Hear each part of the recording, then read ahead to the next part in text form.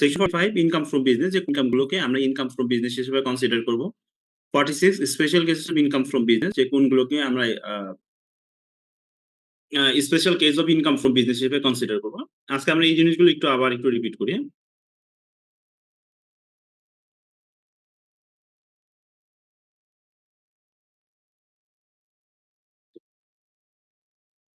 এই জায়গাটাই বলা আছে যে business income as per section 45 অনুযায়ী কোন ইনকাম গুলোকে আমরা বিজনেস ইনকাম হিসেবে কনসিডার করব। যে বিজনেস প্রফিট, হ্যাঁ, যে বিজনেস করতে যে বিজনেস প্রফিটটা হচ্ছে, এই বিজনেস প্রফিটটাকে আমরা বিজনেস ইনকাম হিসেবে কনসিডার করব। সার্ভিস রেভিনিউ, এটা আমরা বিজনেস ইনকাম হিসেবে কনসিডার করব। সেকশন 45 অনুযায়ী কোন ইনকাম গুলোকে আমরা বিজনেস ইনকাম হিসেবে কনসিডার করব। আচ্ছা, market value of benefit weather convertible of money or not. আচ্ছা, আমরা যে টপিক গুলো নিয়ে আলোচনা করতেছি, আমরা ইনকাম ফ্রম বিজনেস দিয়ে শুরু করেছি, বা আমরা বিজনেস এন্ড প্রফেশনে নিয়ে, যেটা আমাদের সেকশন 45 থেকে 56 পর্যন্ত আলোচনা করা আছে। এটা নিয়ে আমি এই গত ক্লাসে একটা ওভারভিউ দিয়েছি যে কোন সেকশনে কি বলা আছে। যেমন স্পেকুলেটিভ বিজনেস বলতে কি বোঝানো হচ্ছে, এই জিনিসগুলো আমি কিছুটা আলোচনা করেছি।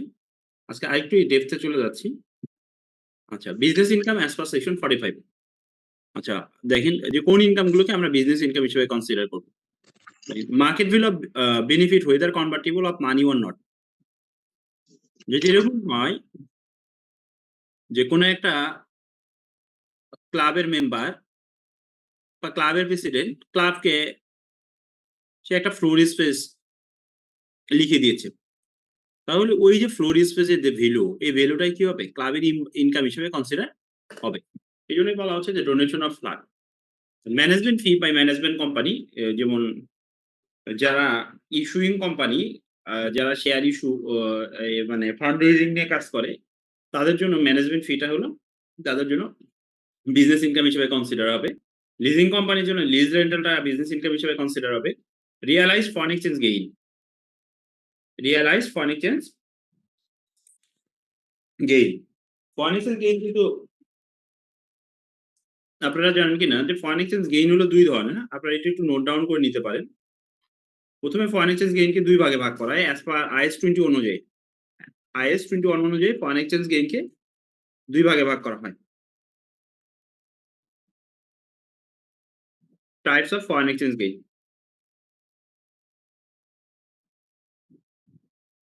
ফরেন এক্সচেঞ্জ গেইন একটাকে বলা হয় ট্রানজাকশন গেইন বা লস।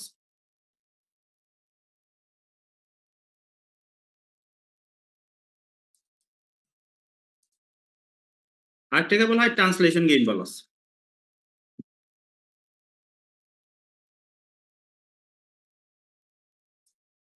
ট্রান্সলেশন গেইন বা লস, এটা চার্জ করা হয় OCI, charge in other comprehensive income.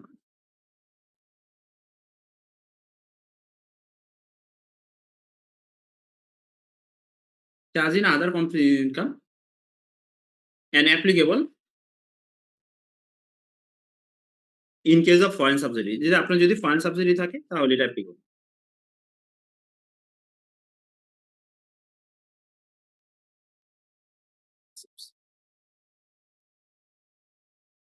Translate, যে আমরা যখন consolidation in case of foreign subsidy, in case of consolidation of foreign subsidy, in case of consolidation of foreign subsidy, অর্থাৎ foreign subsidy কনসলিডেশনের সময় এটা applicable. হ্যাঁ,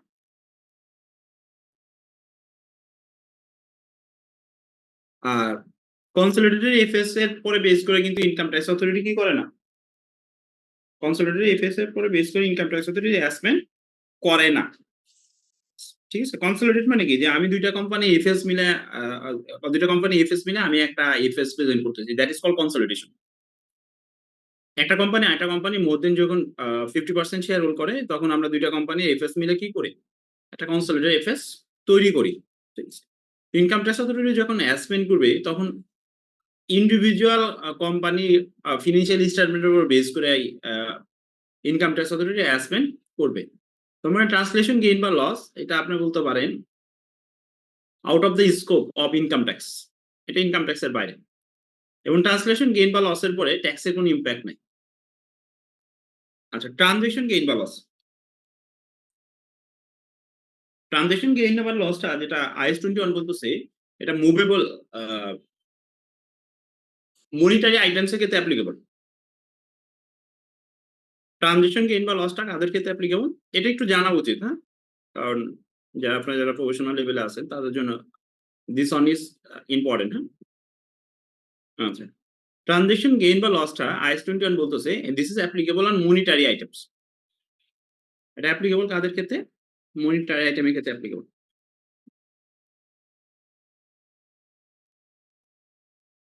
applicable on monetary items. Monetary items কোনগুলো?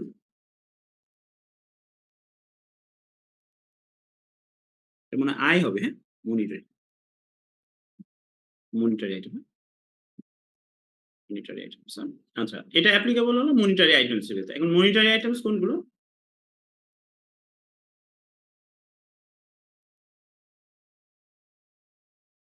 Monetary items হলো ওই সমস্ত item যে সমস্ত আইটেম আপনাকে রাইট দিবে টু রিসিভ ক্যাশ অথবা gives obligation two pay cash. Is 21 বলতেছে যে মনিটারি আইটেম হলো ওই সমস্ত আইটেম যে সমস্ত আইটেম আপনাকে রাইট দিবে টু রিসিভ ক্যাশ এবং cash is called a monetary item. ঠিক আছে? ক্যাশ ব্যতীত অন্যান্য ক্ষেত্রে বলতেছে যে সমস্ত আইটেম আপনাকে রাইট দিবে টু রিসিভ ক্যাশ আর আপনাকে অব্লিগেশন দিবে to pay cash, that is called monetary item. বোঝা গেছে কিনা? মনিটারি আইটেম বলতে কি বোঝানো হচ্ছে আইএস 21 এর ভাষায়? মনিটারি আইটেম বলতে মিন করা হচ্ছে যে সমস্ত আইটেম আপনাকে রাইট দিবে টু রিসিভ ক্যাশ অথবা আপনাকে অব্লিগেশন দিবে to pay cash, that is called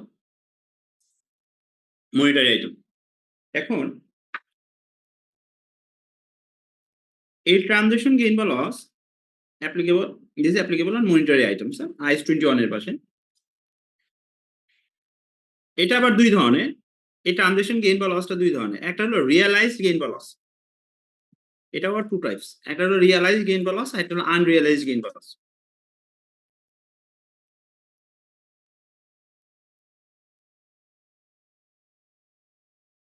একটা হলো আনরিয়ালাইজড গেইন বা লস।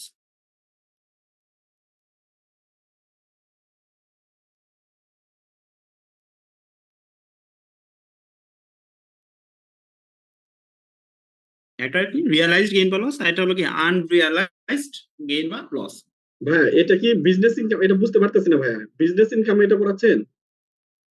আচ্ছা, আমি এটা কল রিসিভ করি, হ্যাঁ? আমি হ্যালো।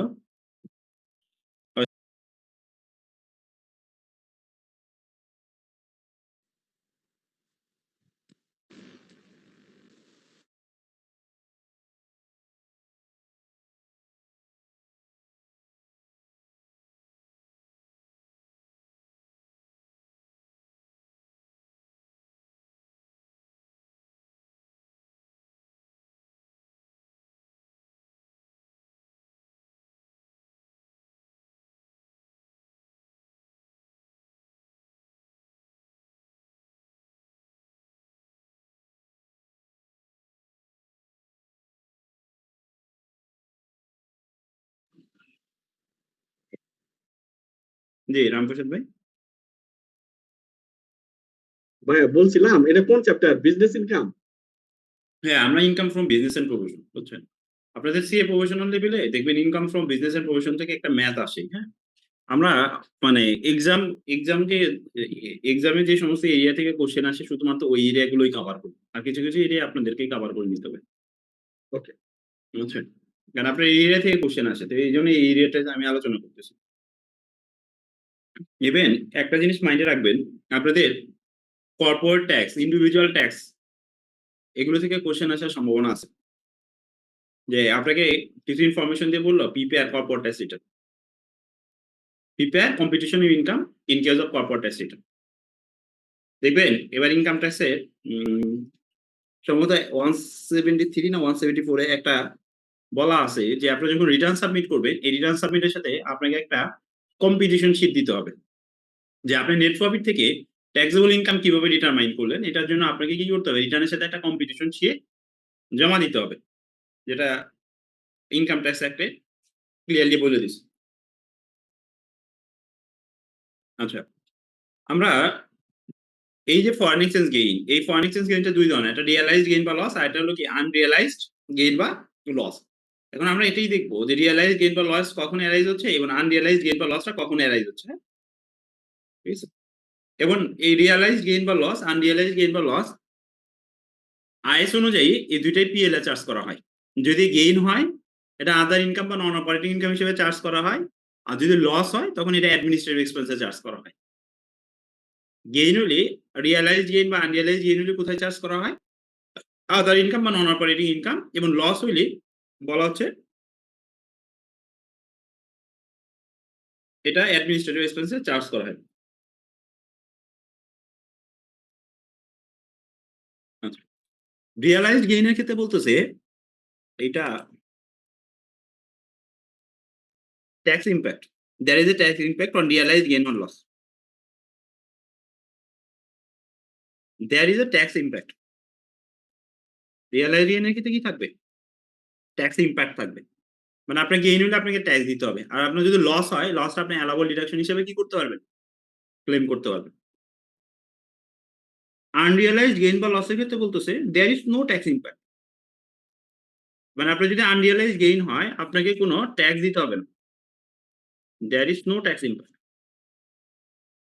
আপনাকে কি করতে হবে না, কোনো ট্যাক্স দিতে হবে না যদি আনরিয়ালাইজড গেইন হয়। আবার যদি আনরিয়ালাইজড লস হয় এই লসটা ইনকাম ট্যাক্স অথরিটি অ্যালাউ করবে না। এইটুকু ক্লিয়ার কিনা? এইখানে এই পয়েন্টটাই আলোচনা, বুঝছেন? এই সেকশন 45 এ যে কোন ইনকাম গুলো বিজনেস ইনকাম হিসেবে কনসিডার করা হয়েছে এটা আপনারা রিড আউট করলেই বুঝবেন। শুধুমাত্র এই foreign exchange gain this is the new part. এটা আগেও ছিল কিন্তু আগে এটা ক্লিয়ারলি বলা ছিল না যে রিয়ালাইজড গেইন যেটা ইনকাম ট্যাক্স অথরিটি করতো যে রিয়ালাইজড গেইন হইলে ট্যাক্স কনসিডার করতো, কিন্তু যখন রিয়ালাইজড লস হতো তখন এই লসটা ইনকাম ট্যাক্স অথরিটি অ্যালাউ করতো না। তো এবার ইনকাম ট্যাক্স একটা ক্লিয়ারলি বলে দিয়েছে যে যদি রিয়ালাইজড গেইন হয় গেইনটা আপনি হিসেবে গেইনের পরে আপনাকে ট্যাক্স দিতে হবে, কিন্তু যদি রিয়ালাইজড লস হয় এই লসটা আপনি অ্যালাউবল ডিডাকশন হিসেবে পাবেন, যেটা ইনকাম ট্যাক্সে ক্লিয়ারলি বলা আছে। তার মানে বলতেছেন ভাইয়া এটা রিয়াল ফরেন এক্সচেঞ্জ গেইন এর ক্ষেত্রে ট্যাক্স দিতে হবে, কিন্তু লস হলে এটা অ্যালাউ করবে। লস অ্যালাউবল হলে এক্সপেন্স। কোন ক্ষেত্রে? রিয়ালাইজড গেইন বা লস, আনরিয়ালাইজড এর ক্ষেত্রে না। এখন আসেন একটা এক্সাম্পল দিই, এই এক্সাম্পলটা ক্লিয়ার রাখেন। দেখেন আপনার 1 এপ্রিল এক্সওয়াইজেড কোম্পানি সোল্ড সাম গুডস, এটুকু একটু নোট ডাউন করে নেন, হ্যাঁ? এক্সওয়াইজেড কোম্পানি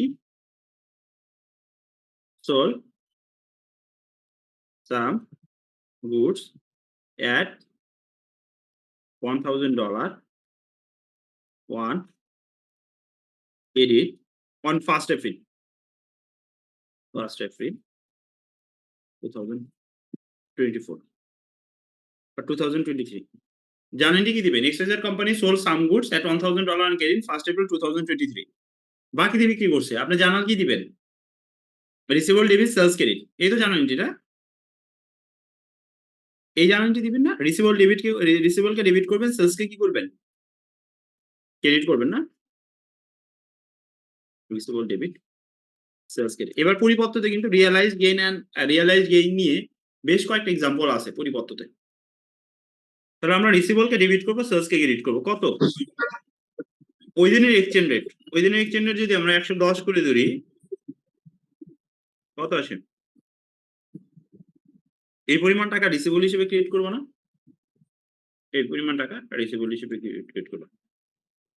আচ্ছা, এখন যেটা আপনি ফরেন কারেন্সিতে যে গুডস গুলো বাকি দিয়ে বিক্রি করছেন, IAS 21 এ বলতেছে এই টাকাটা যদি 30 জনের মধ্যে কালেক্ট না হয়, মানে রিপোর্টিং ডেটে যদি কালেক্ট না হয় বা ইয়ার এন্ডিং এ যদি কালেক্ট না হয় তাহলে এটা আপনাকে কি করতে হবে? রিমিজার করতে হবে। এটা আপনাকে রিমিজার করতে হবে। রিমিজার at the reporting date and any gain বা loss will be charged in PL। বুঝা গেছে কিনা? আপনাদের 1st এপ্রিলে বিক্রি করছে না? এটা আমরা আর একটু ক্লিয়ার লিখে দিই। এখানে লিখে দিই অন 4 মান্থ ক্রেডিট। মানে আপনি যে কাস্টমারের নিকট বিক্রি করছেন তাকে 4 মাস ক্রেডিটে $1,000 এ বিক্রি করছেন। ঠিক আছে? তাকে 4 মান্থ একটা ক্রেডিট দিয়ে দিছেন। আমাদের ইয়ার এন্ড কবে? প্রাইভেট কোম্পানি ইয়ার এন্ড হলো 30 জুন না? 30 এর জন্য। এই 13 জুনে সাপোজ কাস্টমার আপনাকে টাকাটা পে করে নাই। 13 জুনে আপনার এক্সচেঞ্জ রেট ছিল 111 করে।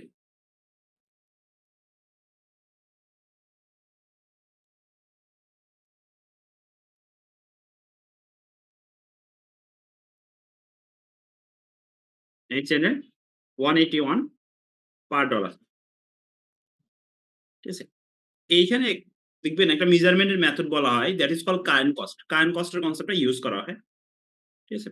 আচ্ছা ১১১ এটা আইএসএ বলেই দিছে যে বছর শেষে যদি এই টাকাটা কালেক্ট না হয় তাহলে বছর শেষে তোমাকে রিমিজার করতে হবে। এটা আইএসএ বলাই আছে, হ্যাঁ? যদি ফরেন কারেন্সিতে কোনো গুডস বাই বা সেল করে এবং বছর শেষে যদি যদি গুডস এর ক্ষেত্রে যে কালেক্ট না হয়, যদি পেমেন্ট না করে থাকেন তাহলে remeasure at the reporting date. IS এর ভাষায় রিপোর্টিং ডেট বলতে ইয়ার এন্ডটাকে বলা হয় reporting date, year and.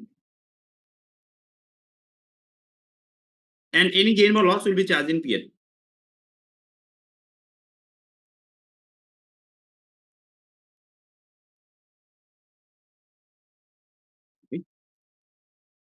Charged in PL. Remeasure at the reporting date, year end, and gain বা লস যেটা হবে এটা আমাকে কোথায় চার্জ করতে হবে? পিএল এ চার্জ করতে হবে। তখন আমি জার্নালিটি কি দিব? ডেবিট কত?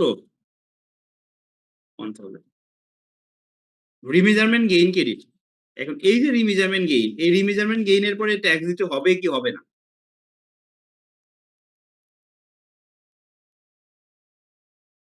ট্যাক্স দিতে হবে। না, এটার পরে ট্যাক্স দিতে হবে না। এবার ইনকাম ট্যাক্সে ক্লিয়ারলি বলে দিছে এটা আনরিয়ালাইজড। রিমেজারমেন্ট গেইন যেটা এটা আনরিয়ালাইজড। এটা এই টাকাটা তো আপনি পান নাই, পাইছেন? এটা কিন্তু আপনি পান নাই, জাস্ট পাই আপনি নাই, জি জি পাই নাই, হ্যাঁ। বছর শেষে রিমিজার করছেন, ঠিক না? এই টাকা কিন্তু আনরিয়ালাইজড, বুঝছেন? This is called unrealised. তো এই আনরিয়ালাইজড এর পরে কি হবে না? There is no tax on unrealised gain. Clear? Unrealised. আচ্ছা, কাস্টমার 1 জুলাইকে আপনাকে পে করে দিছে। 5 জুলাই। 5 জুলাই পে করলেই 5 জুলাই যদি 23 এ পে করে, এই ট্রানজাকশনটা কোন পিরিয়ডে চলে যাবে? আমরা তো জানি আমাদের ইনকাম ইয়ার কি জুলাই টু জুন। ঠিক আছে? আমাদের ইনকাম ইয়ার কি July two June. Then 1 July customer paid the due amount. বা 1 জুলাই না লিখে আমরা 10 জুলাই লিখি যে 10 July customer paid the due amount. 10 July customer paid the due amount.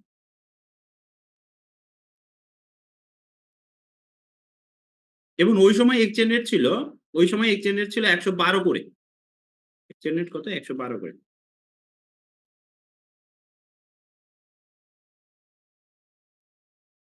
1 on 12 per dollar. Exchange rate ছিল 112 পার dollar.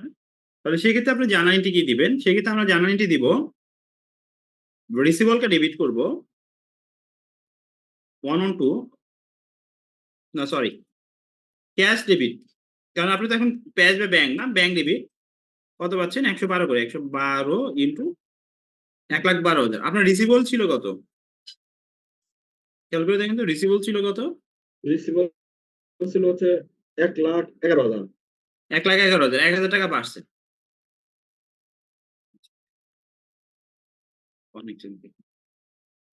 This is realised one. Foreign exchange gain এটা realised one. This one is realised one. কিন্তু আপনি যদি একটু ডেপথে think করেন, একটু যদি in ডেপথে think করেন যে আপনার আমাদের দেখেন আমরা যদি পিরিয়ড বলি, প্রথমটা ছিল কি? প্রথম পিরিয়ডটা কি? প্রথমে যে জার্নালিটিটা দিলাম এটা কোন ইনকাম ইয়ারের মধ্যে পড়বে? ওটা হলো 22-23 ইনকাম ইয়ার। 22-23 ইনকাম ইয়ার। পরের যে জার্নালিটিটা দিলাম এটা কোন ইনকাম ইয়ারের মধ্যে পড়বে? 23-24। 23-24 ইনকাম ইয়ার। এখন আমাকে বলেন 23-24 ইনকাম ইয়ারে ফরেন এক্সচেঞ্জ গেইন কত? 1000। এটা অ্যাকাউন্টিং এর ভাষায় ফরেন এক্সচেঞ্জ গেইন 1000। ট্যাক্স এর ভাষায় ফরেন এক্সচেঞ্জ গেইন হলো 2000, রিয়ালাইজড ফরেন এক্সচেঞ্জ গেইন। বুঝছেন? ট্যাক্স এর ভাষায় রিয়ালাইজড ফরেন এক্সচেঞ্জ গেইন কত? 2000 হবে। বলে দিতে হবে।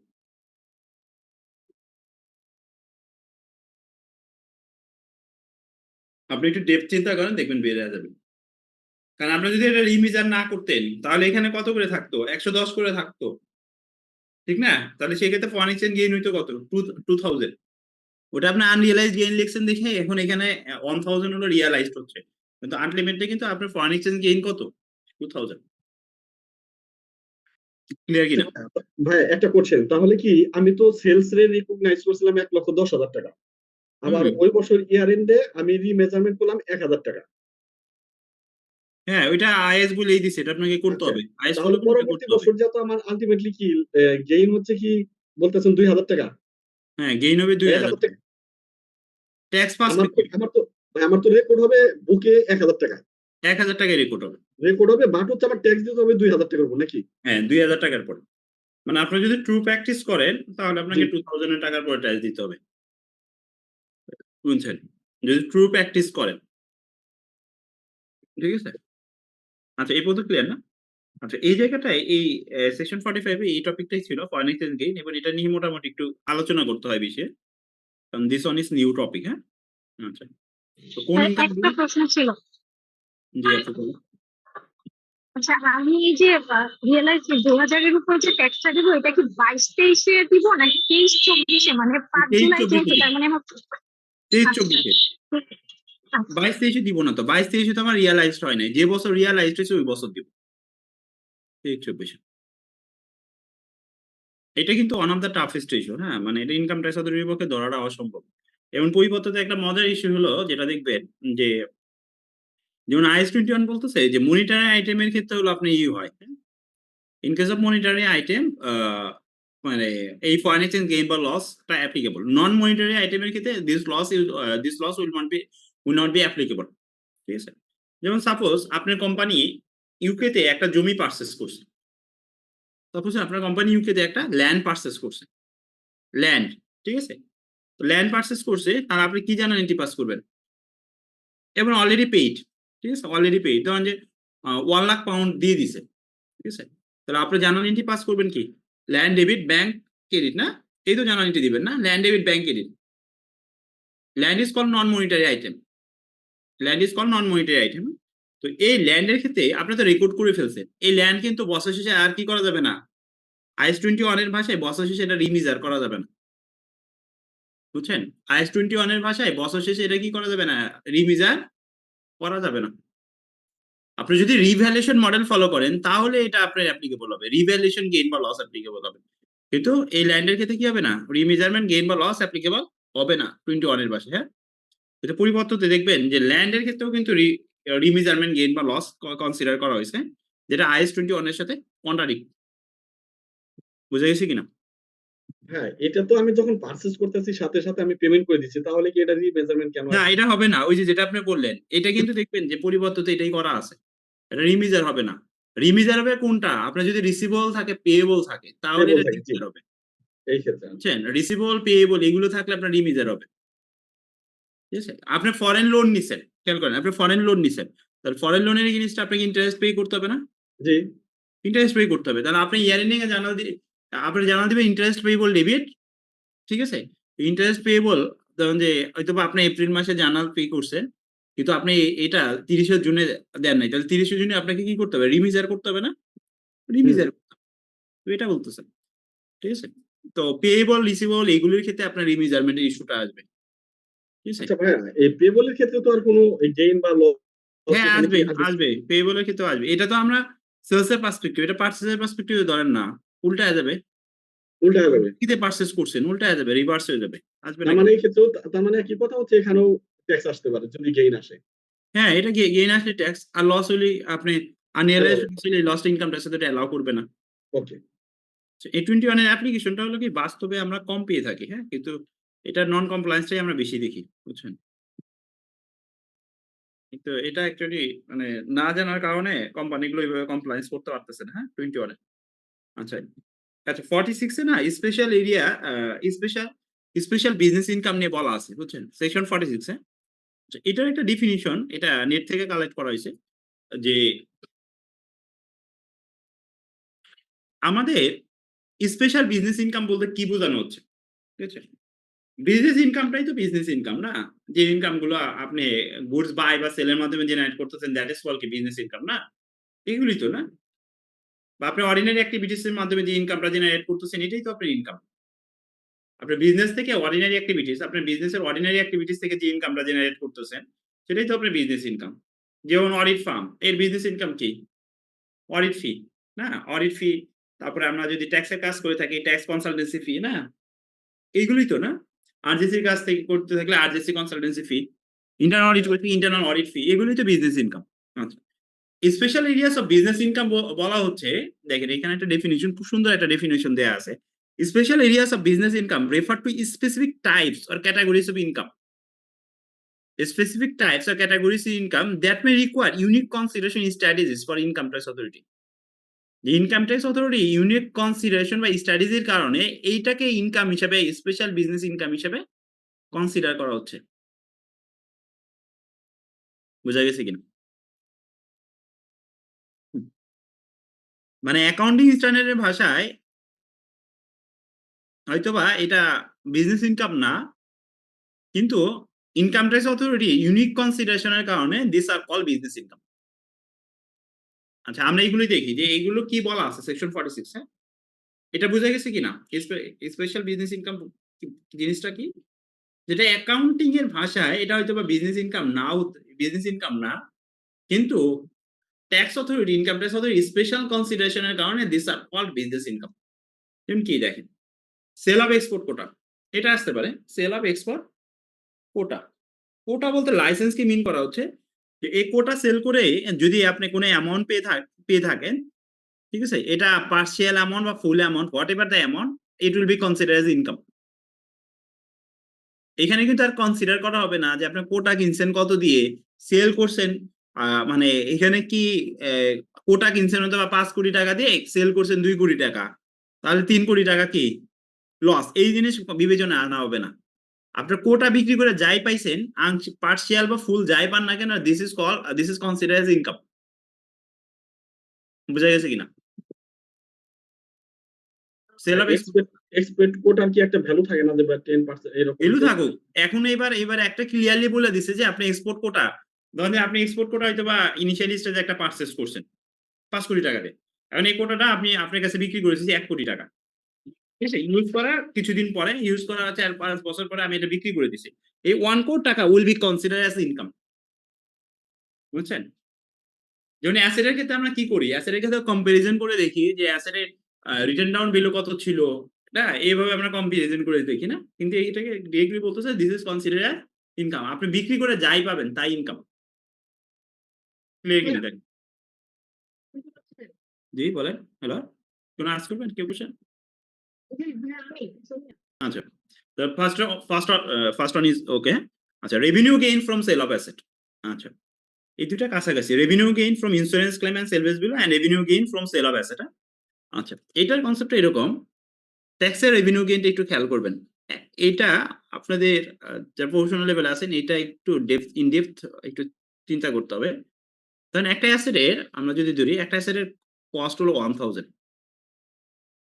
একটা অ্যাসেটের কস্ট হলো কি 1000, ট্যাক্স ডেপ্রিসিয়েশন 200, তাহলে ট্যাক্স রিটার্ন ডাউন ভ্যালু কত? WDB 800 না? 800 ট্যাক্স WDB 800, এই অ্যাসেটটা আপনি 900 টাকায় বিক্রি করছেন, তাহলে আপনার গেইন কত? 100 revenue gain। This gain is revenue gain. আচ্ছা, এইটাই আবার এক্সাম্পল, Hello? এক্সাম্পল ধরেন 1000। এখন যে ডেপ্রিসিয়েশনটা বলতেছি এটা accounting depreciation, this accounting depreciation. খেয়াল করেন, আমার ক্যারিং অ্যামাউন্ট কত? 900, আপনি সেল করছেন কত? 900, তাহলে অ্যাকাউন্টিং এ কি কোনো গেইন বা লস হবে? জিনিসটা খেয়াল করেন, একটু তিনটে ডেপ্থ চিন্তা করেন। আমার অ্যাকাউন্টিং ডেপ্রিসিয়েশন আর ট্যাক্স ডেপ্রিসিয়েশন কিন্তু অনেক ক্ষেত্রে দেখবেন অ্যাসেটের অ্যাকাউন্টিং ডেপ্রিসিয়েশন, ট্যাক্স ডেপ্রিসিয়েশন কিন্তু সেম হয় না। হয়? না, হয় না। তার মানে অ্যাকাউন্টিং এর গেইন এন্ড ট্যাক্স এর গেইনও কিন্তু সেম নাও হইতে পারে অনেক ক্ষেত্রে। অ্যাকাউন্টিং এর গেইন এবং ট্যাক্স এর গেইন কি সেম নাও হইতে পারে অনেক ক্ষেত্রে। ক্লিয়ার কিনা? ইয়েস। আচ্ছা, তাহলে ট্যাক্স এর গেইন, রেভিনিউ গেইনটা কিভাবে ক্যালকুলেট করবেন? ট্যাক্স এর রেভিনিউ গেইনটাই বলছে যে কস্ট থেকে ট্যাক্স ডেপ্রিসিয়েশন বাদ দেওয়ার পরে যে ট্যাক্স রিটার্ন ডাউন ভ্যালু থাকবে, এই ভ্যালুর সাথে সেল প্রসেস কম্পারিজন করে আপনাকে রেভিনিউ গেইন বা লস বের করতে হবে। আচ্ছা, যে অ্যাসেটের ভ্যালু 800 টাকা, এই অ্যাসেটটা যদি আমি 700 টাকায় বিক্রি করি, তাহলে আলটিমেটলি কি হবে? 100 টাকা উইল বি লস। না? জি। 110 টাকা উইল বি লস। কোন perspective? In terms of tax পার্সপেক্টিভে। এবং এই লসটা সেকশন 50 অনুযায়ী অ্যালাওয়েবল ডিডাকশন হিসেবে পাবেন। এই লসটা সেকশন 50 তে বলা আছে যে এই লসটা আপনি সেকশন 50 অনুযায়ী কি পাবেন? অ্যালাওয়েবল ডিডাকশন হিসেবে ক্লেম করতে পারবেন। আচ্ছা। তো এটা revenue gain from sale of asset. পরের সেন্টেন্সে বলতেছে, পরের সেন্টেন্স যেটা বলা হচ্ছে, revenue gain from insurance claim and salvage value. অর্থাৎ ইন্স্যুরেন্স ক্লেম অ্যান্ড সেলভেজ ভ্যালুর কারণে যদি কোনো রেভিনিউ গেইন হয়ে থাকে। আমরা যদি এক্সাম্পলটাই দেখি, সেটা আমি একটু মুছে দিই। ভাইয়া একটা কোশ্চেন ছিল।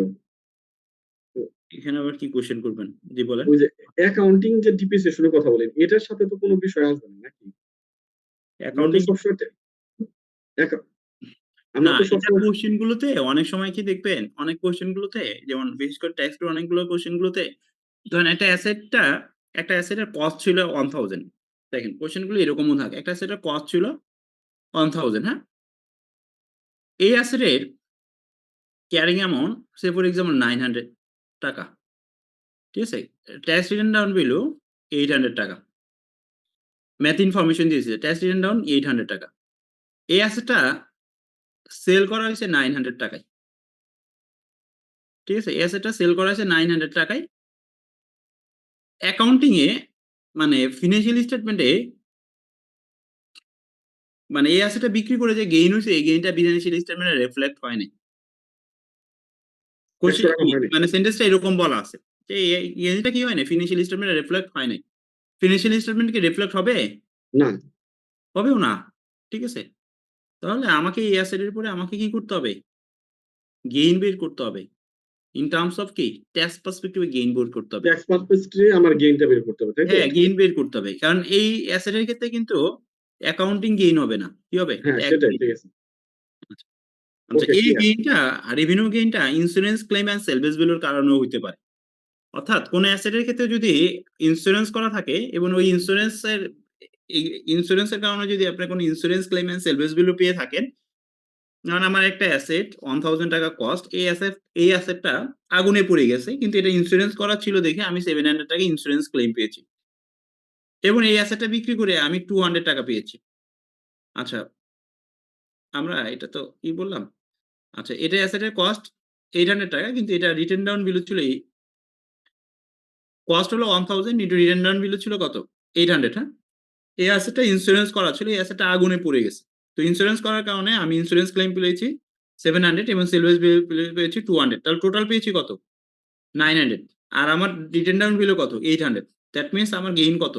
100। ক্লিয়ার কিনা এটা? আচ্ছা। এটা ইন্স্যুরেন্স ক্লেম এন্ড সেলভেজ ভ্যালুর কারণেও আপনার রেভিনিউ গেইন হতে পারে। এটা বলা হচ্ছে। আচ্ছা। আনপেইড ট্রেডিং লায়াবিলিটি দেখেন এখানে আমাদের দুইটা unpaid loan interest and unpaid trading liability বলা আছে। যেমন আপনি 16-17 কারো কাছ থেকে বাকিতে 5 লাখ টাকা গুডস পারচেজ করছেন। আপনি জানাল দিছেন কি? পারচেজ ডেবিট পেয়েবল ক্রেডিট না? পারচেজ ডেবিট করছেন, পেয়েবল কি করছেন? ক্রেডিট করছেন না? Purchase debit payable credit 5 lakh 5 lakh না? এই জার্নালটি পাস করছেন না? পারচেজ কে ডেবিট করছেন, পেয়েবল কে ক্রেডিট করেছেন 5 লাখ 5 লাখ। এখন বলা হচ্ছে এই যে বাকি দিয়ে যে পারচেজ করছেন মিস্টার এর কাছ থেকে, এই বাকি টাকাটা যদি 17-18 তে দিয়ে না থাকেন, 18-19 এ যদি না দিয়ে থাকেন, 19-20 এ যদি না দিয়ে থাকেন, তাহলে ডিসিডি কি করবে? 20-21 ইনকাম ইয়ারে যে এটা ইনকাম হিসেবে ট্রিট করবে। দেখেন তাহলে ডিসিডি কি করতেছে? খেয়াল করে দেখেন তো ইনকাম ট্যাক্স অথরিটি কি করতেছে? লায়াবিলিটি কি ইনকাম হিসেবে ট্রিট করতেছে। খেয়াল করছেন? অ্যাকাউন্টিং এর ভাষায় কি লায়াবিলিটি ইনকাম হবে? হবে না। না, এইজন্য না, স্পেশাল ইনকামের ডেফিনিশনে বলা হচ্ছে যে ইউনিক কনসিডারেশন এর কারণে এগুলোকে ইনকাম ট্যাক্স অথরিটির ইউনিক কনসিডারেশন এর কারণে this are called business income, special business income. আচ্ছা, এটা গল্পটাকে হাতের 5 ফিঙ্গার দিয়ে মনে রাখতে পারেন। যে বছর বাকিতে পারচেজ করছেন তার পরবর্তী 3 বছর যদি পে না করেন ডিসিডি 5th ইয়ারে যে এটা ইনকাম হিসেবে ট্রিট করবে, হ্যাঁ? আচ্ছা, যে বছর এটা ইনকাম ট্যাক্স অথরিটি ইনকাম হিসেবে ট্রিট করলো না তার পরবর্তী বছর যদি আপনি এই টাকাটা পে করে দেন, ওই বছর আবার পরবর্তী বছর আপনি আবার এটা খরচ হিসেবে ক্লেম করতে পারবেন। এটা আবার একটা অ্যাডভান্টেজ দিয়েছে।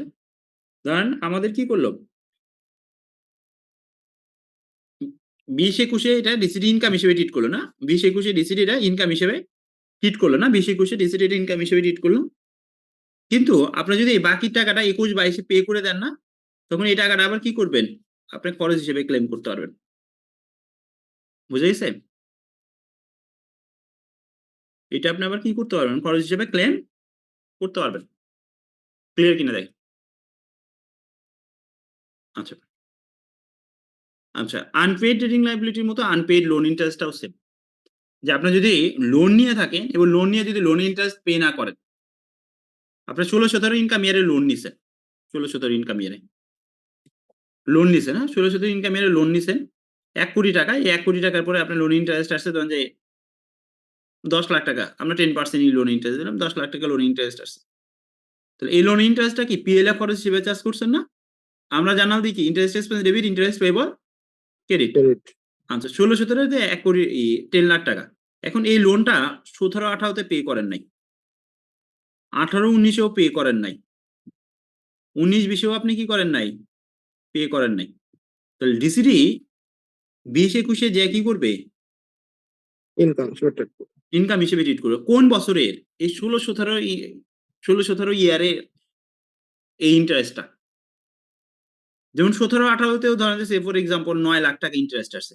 তাহলে এই 17-18 এ এই 9 লাখ টাকা আপনার পরিশোধ নাই। তাহলে 17-18 যে লোন ইন্টারেস্টটা এটা কোন বছরে ডিসিডি ইনকাম হিসেবে ট্রিট করবে? এই 17-18 লোনের ইন্টারেস্টটা এটা 21-22 এ ডিসিডি ইনকাম হিসেবে ট্রিট করবে। ক্লিয়ার? এটাও হাতের 5 ফিঙ্গার। আপনি যে বছর লোন নিছেন ওই বছর লোন ইন্টারেস্টটা পিএলএ খরচ হিসেবে চার্জ করছেন। তার পরবর্তী 3 বছর যদি পে না করেন ডিসিডি এটা 5th ইয়ারে যে কি করবে, ইনকাম হিসেবে ট্রিট করবে। Treat করবে। এটাই বলা হয়েছে। আচ্ছা, waiver of unpaid trading liability. Waiver or unpaid trading liability. আপনি কারো কাছ থেকে বাকিতে 1 কোটি টাকার গুডস পারচেজ করছিলেন। এই ভদ্রলোক বলছে যে আপনি যদি তাকে 95 লাখ টাকা পে করেন তাহলে 5 লাখ টাকা আপনাকে ওয়েভ করে দিবে। আচ্ছা, আমি যখন 95 লাখ টাকা পে করছি তখন আমি জানাল দিছি কি পেয়েবল ডেবিট, ক্যাশ বা ব্যাংক ক্রেডিট না? আর বাকি 5 লাখ টাকা তো সে আমাকে ওয়েভ করে দিছে। যদি ওয়েভ করে দেয় তাহলে এটা কি করবে, ইনকাম ট্যাক্স অথরিটি এই ওয়েভের টাকাটা ইনকাম হিসেবে ট্রিট করবে। বুঝা গেছে? বুঝা গেছে কিনা? এটা অ্যাকাউন্টিং ট্রিটমেন্ট, কিন্তু এটা ইনকাম হবে, বুঝছেন?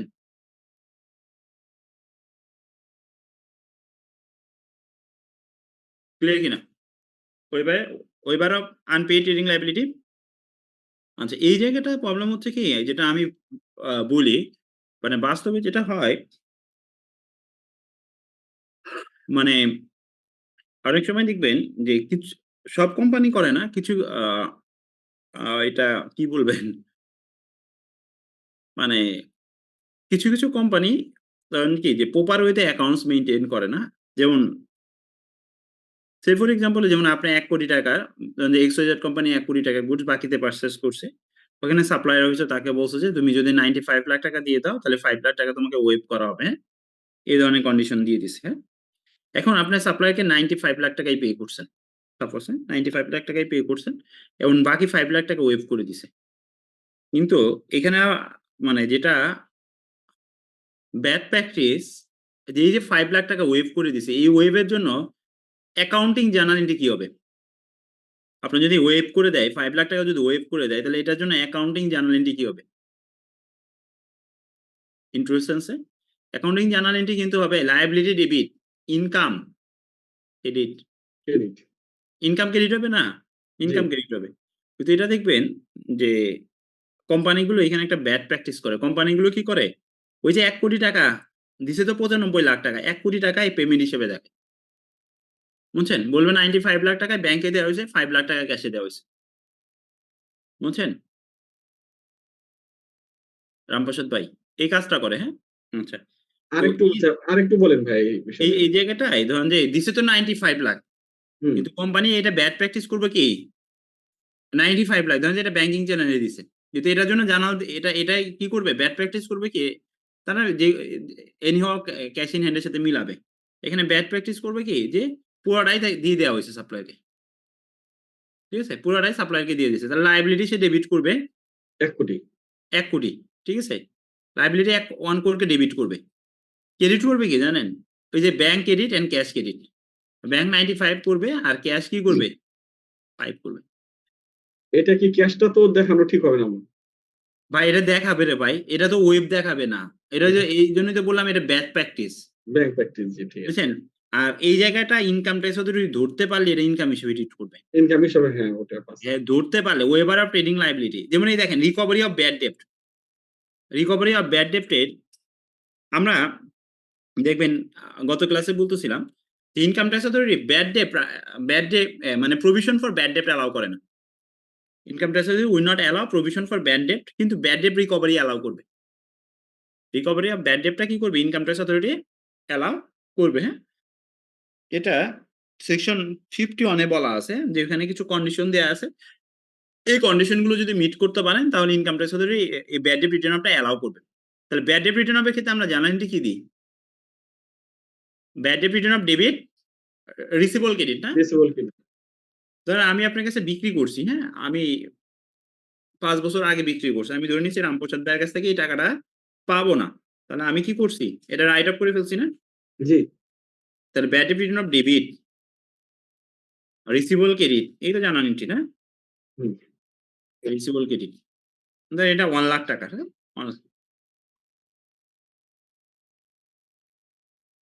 যেটা কল আসছে আমি একটু রিসিভ করি। হ্যাঁ মানিক ভাই, জি মানিক ভাই, হ্যাঁ বলেন, সমস্যা নাই, আমি মিউট করে রাখছি।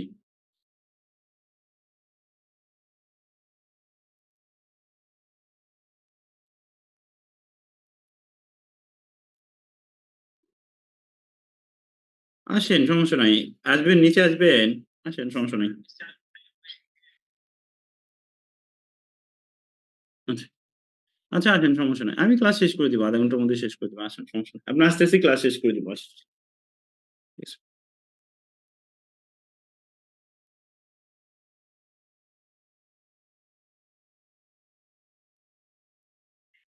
তাহলে bad debt return off debit receivable credit, হ্যাঁ আমি এই জার্নালিটি দিব, হ্যাঁ bad debt return off debit receivable credit. হ্যাঁ এখন আপনি টাকাটা দিয়ে দিচ্ছেন আমাকে, তাহলে আমার কি জার্নালিটি দেওয়ার কথা? কারণ আমি XYZ company as an accountant হিসেবে কাজ করি, আপনি আমাকে টাকাটা দিয়ে দিয়েছেন, কি এটা ক্যাশ বা ব্যাংক ডেবিট করবো আর ব্যাড ডেট জার্নালিটি দেওয়ার কথা? ক্যাশ আমি বা তো ব্যাংক ক্যাশ ডেবিট। পাইছি না, হুম। হ্যাঁ আমি ক্যাশ টাকা পাইছি না, ক্যাশ টাকা জি পাইছি, দেখেন ক্যাশ পাইছি, cash debit, recovery of bad date credit না, এই জার্নালিটি দেওয়ার কথা না। জি রিকভারি অফ ব্যাড ডেট, বা আপনি আমাকে চেকেই দিচ্ছেন, কারণ আমার এই জার্নালিটি দেওয়ার কথা না, cash debit recovery of bad date credit, এই তো জার্নালিটি দেওয়ার কথা। এই রিকভারি অফ ব্যাড ডেটটা কি হবে, ইনকাম হিসেবে ট্রিট হবে না? ট্রিট হবে, কিন্তু আমি এটা কোনো পোস্টিং দিইনি, অ্যাজ অ্যান অ্যাকাউন্টেন্ট হিসেবে আমি পোস্টিং দিইনি। মানে এটাকে এগুলোকে বলা হচ্ছে ব্যাড প্র্যাকটিস। হ্যাঁ দিস নট ট্রু প্র্যাকটিস, এটা this is call bad practice. হ্যাঁ ঠিক আছে, কারণ রিকভারি অফ ব্যাড ডেট ইস্যুটা কেন নিয়ে আসছে 46 এ, এটাও কিন্তু ইনকাম ট্যাক্স অথরিটি ধরতে পারলে এটা ইনকাম হিসেবে ট্রিট করবে, বুঝছেন। রিকভারি অফ ব্যাড ডেটটা তো যদি আপনি ট্রু সেন্সে যদি জার্নালিটি দিয়ে থাকেন, দিস ইজ কল, এটা কিন্তু একটা জার্নালিটি। আরেকটা জার্নালিটি আছে রিকভারি অফ ব্যাড ডেটে, ক্যাশ ডেবিট করা, ক্যাশ বা ব্যাংক ডেবিট করা যায়, আর ব্যাড ব্যাড ডেট রেসপন্সকে ক্রেডিট করা যায়। হ্যাঁ মানে আমি ডিউরিং দ্য পিরিয়ডে যে পরিমাণ ব্যাড ডেট রেসপন্স চার্জ করবো, এই ব্যাড ডেট রেসপন্সটাকে কমায় দেব, ঠিক আছে। তো এটা আপনি ব্যাড ডেট এক্সপেন্সে গেলে পারে আপনি ওই জায়গাটায় ক্লারিফিকেশন পেয়ে যাবেন নোটসে গেলে, বুঝছেন। তাহলে এটাও কিন্তু ইনকাম ট্যাক্স অথরিটি ধরতে পারলে এটাও কি করবে, ইনকাম হিসেবে ট্রিট করবে, বুঝা গেছে কিনা? আমার এখানে একটা কোশ্চেন ছিল, জি বলেন। তো হচ্ছে ওই যে weber of unpaid payment in, হ্যাঁ আমরা হ্যাঁ তো ওইবার জি, সাপ্লায়ারের বিষয়ে যে সাপ্লায়ার যে 5 লাখ টাকা কম নিল, হ্যাঁ সেক্ষেত্রে সে কি করবে, সেই ক্ষেত্রে কোনো মানে তার দিক থেকে কি হবে? আমরা তো একটা সাইড দেখলাম, অপোজিট সাইডটার মানে কি ইয়েটা, তারা যে 5 এটাও লাখ ধরুন টাকা কি, কম এটা ওয়ান কাইন্ড অফ কি, সেটাও ডিসকাউন্ট অফার করেছে না, সেটা একটা ধরুন যে ওয়েভ করে দেওয়া মানে কি, এটা সে খরচ হিসেবে দেখাবে, এটা সে খরচ হিসেবে দেখাবে। আমি দেখেন ওই তুমি যদি খরচটা যদি ইয়ে হয় সেটাই তো মানে ইয়ে হবে, মানে ট্যাক্স অথরিটিকে এটা অ্যালাউ করবে। এটা অ্যালাউ করবে ভাইয়া, এটা অ্যালাউ করবে, কারণ অ্যাকাউন্টিং ট্রিটমেন্ট বলে যেমন যেমন আমরা দেখবেন 2 ধরনের ডিসকাউন্টের কথা বলা আছে, একটা হলো ট্রেড ডিসকাউন্ট আর একটা হলো কি ক্যাশ ডিসকাউন্ট, না? ট্রেড ডিসকাউন্ট আর একটা ক্যাশ ডিসকাউন্ট, ঠিক আছে? যেমন আপনি সাপ্লায়ারকে ক্যাশ ডিসকাউন্ট কেন অফার করতেছেন? অফার করতেছেন যে বাকি টাকাটা আর্লি কালেকশনের জন্য, ঠিক আছে? বাকি টাকাটা আর্লি কালেকশনের জন্য। তাকে যদি এই লুক্রেটিভ অফারটা না দিতেন, সে কি আপনার টাকা দিত? দিত না। আপনি এটা জানাল দিবেন, যেমন আপনি পাইছেন কত? Bank debit 95 lakh. আপনার রিসিভেবল ছিল কত? 1 crore, না? জি।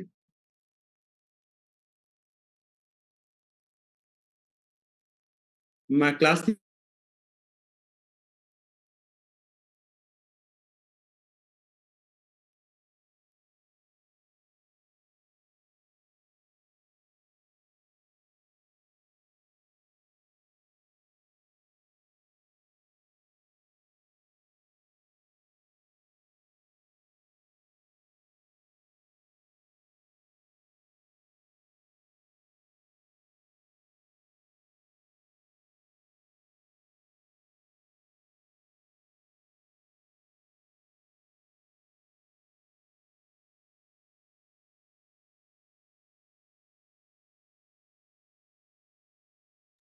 মিউট করা আছে।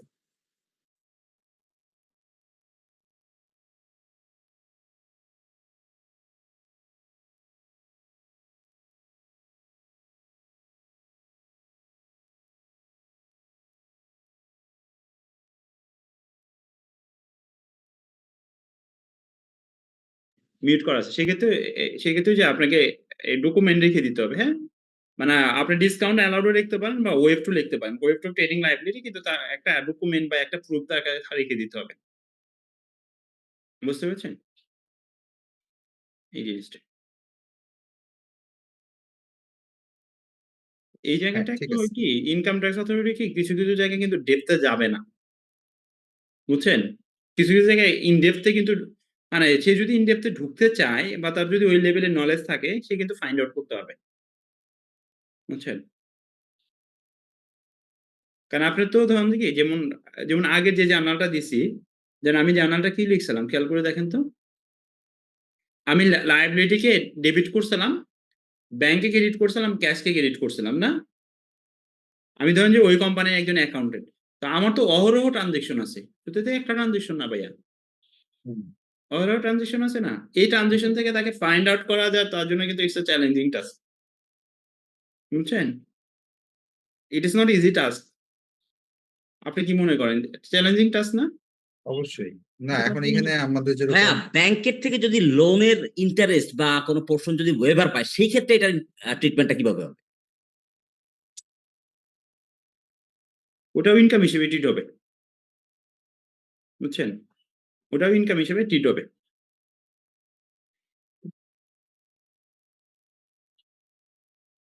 আচ্ছা, আরেকবার কোশ্চেন করবেন? ওই কোশ্চেনটা আরেকবার করবেন ভাইয়া? জি জি জি, অবশ্যই। আহ, দেখা যাচ্ছে আহ কাজ ভাই, মহিউদ্দিন। হ্যাঁ, মহিউদ্দিন ভাই বলেন, আমি শুনতেছি।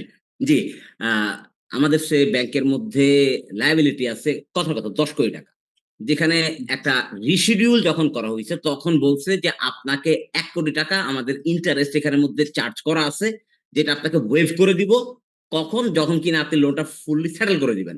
তো ওরা ওই 1 কোটি টাকা ব্লক অ্যাকাউন্টে ফালায় রাখে, যখন এটা সেটেল হচ্ছে তখন দেখা যাচ্ছে যে ওয়ান শর্ট সেটেলমেন্ট হিসেবে ওই 1 কোটি টাকা তখন মানে যেই বছর সেটেল হচ্ছে লোনটা ওই বছরের ওয়েভারটা দিয়ে দেয়। তো আচ্ছা, আমরা যদি এই বছর ওয়েভার পাই সেক্ষেত্রে ট্রিটমেন্টটা কিভাবে হবে? আচ্ছা মহিউদ্দিন ভাই, বুঝতে পারছি, বুঝছেন? ওই ইস্যুটার ক্ষেত্রে কি ধরেন যে কি যে যদি এই ইন্টারেস্ট ওয়েভ পায়ে থাকেন, তাহলে হয়তোবা ওই বছর আপনাকে কম পরিমাণ ইন্টারেস্ট পিএলআই চার্জ করতে হবে। বুঝছেন?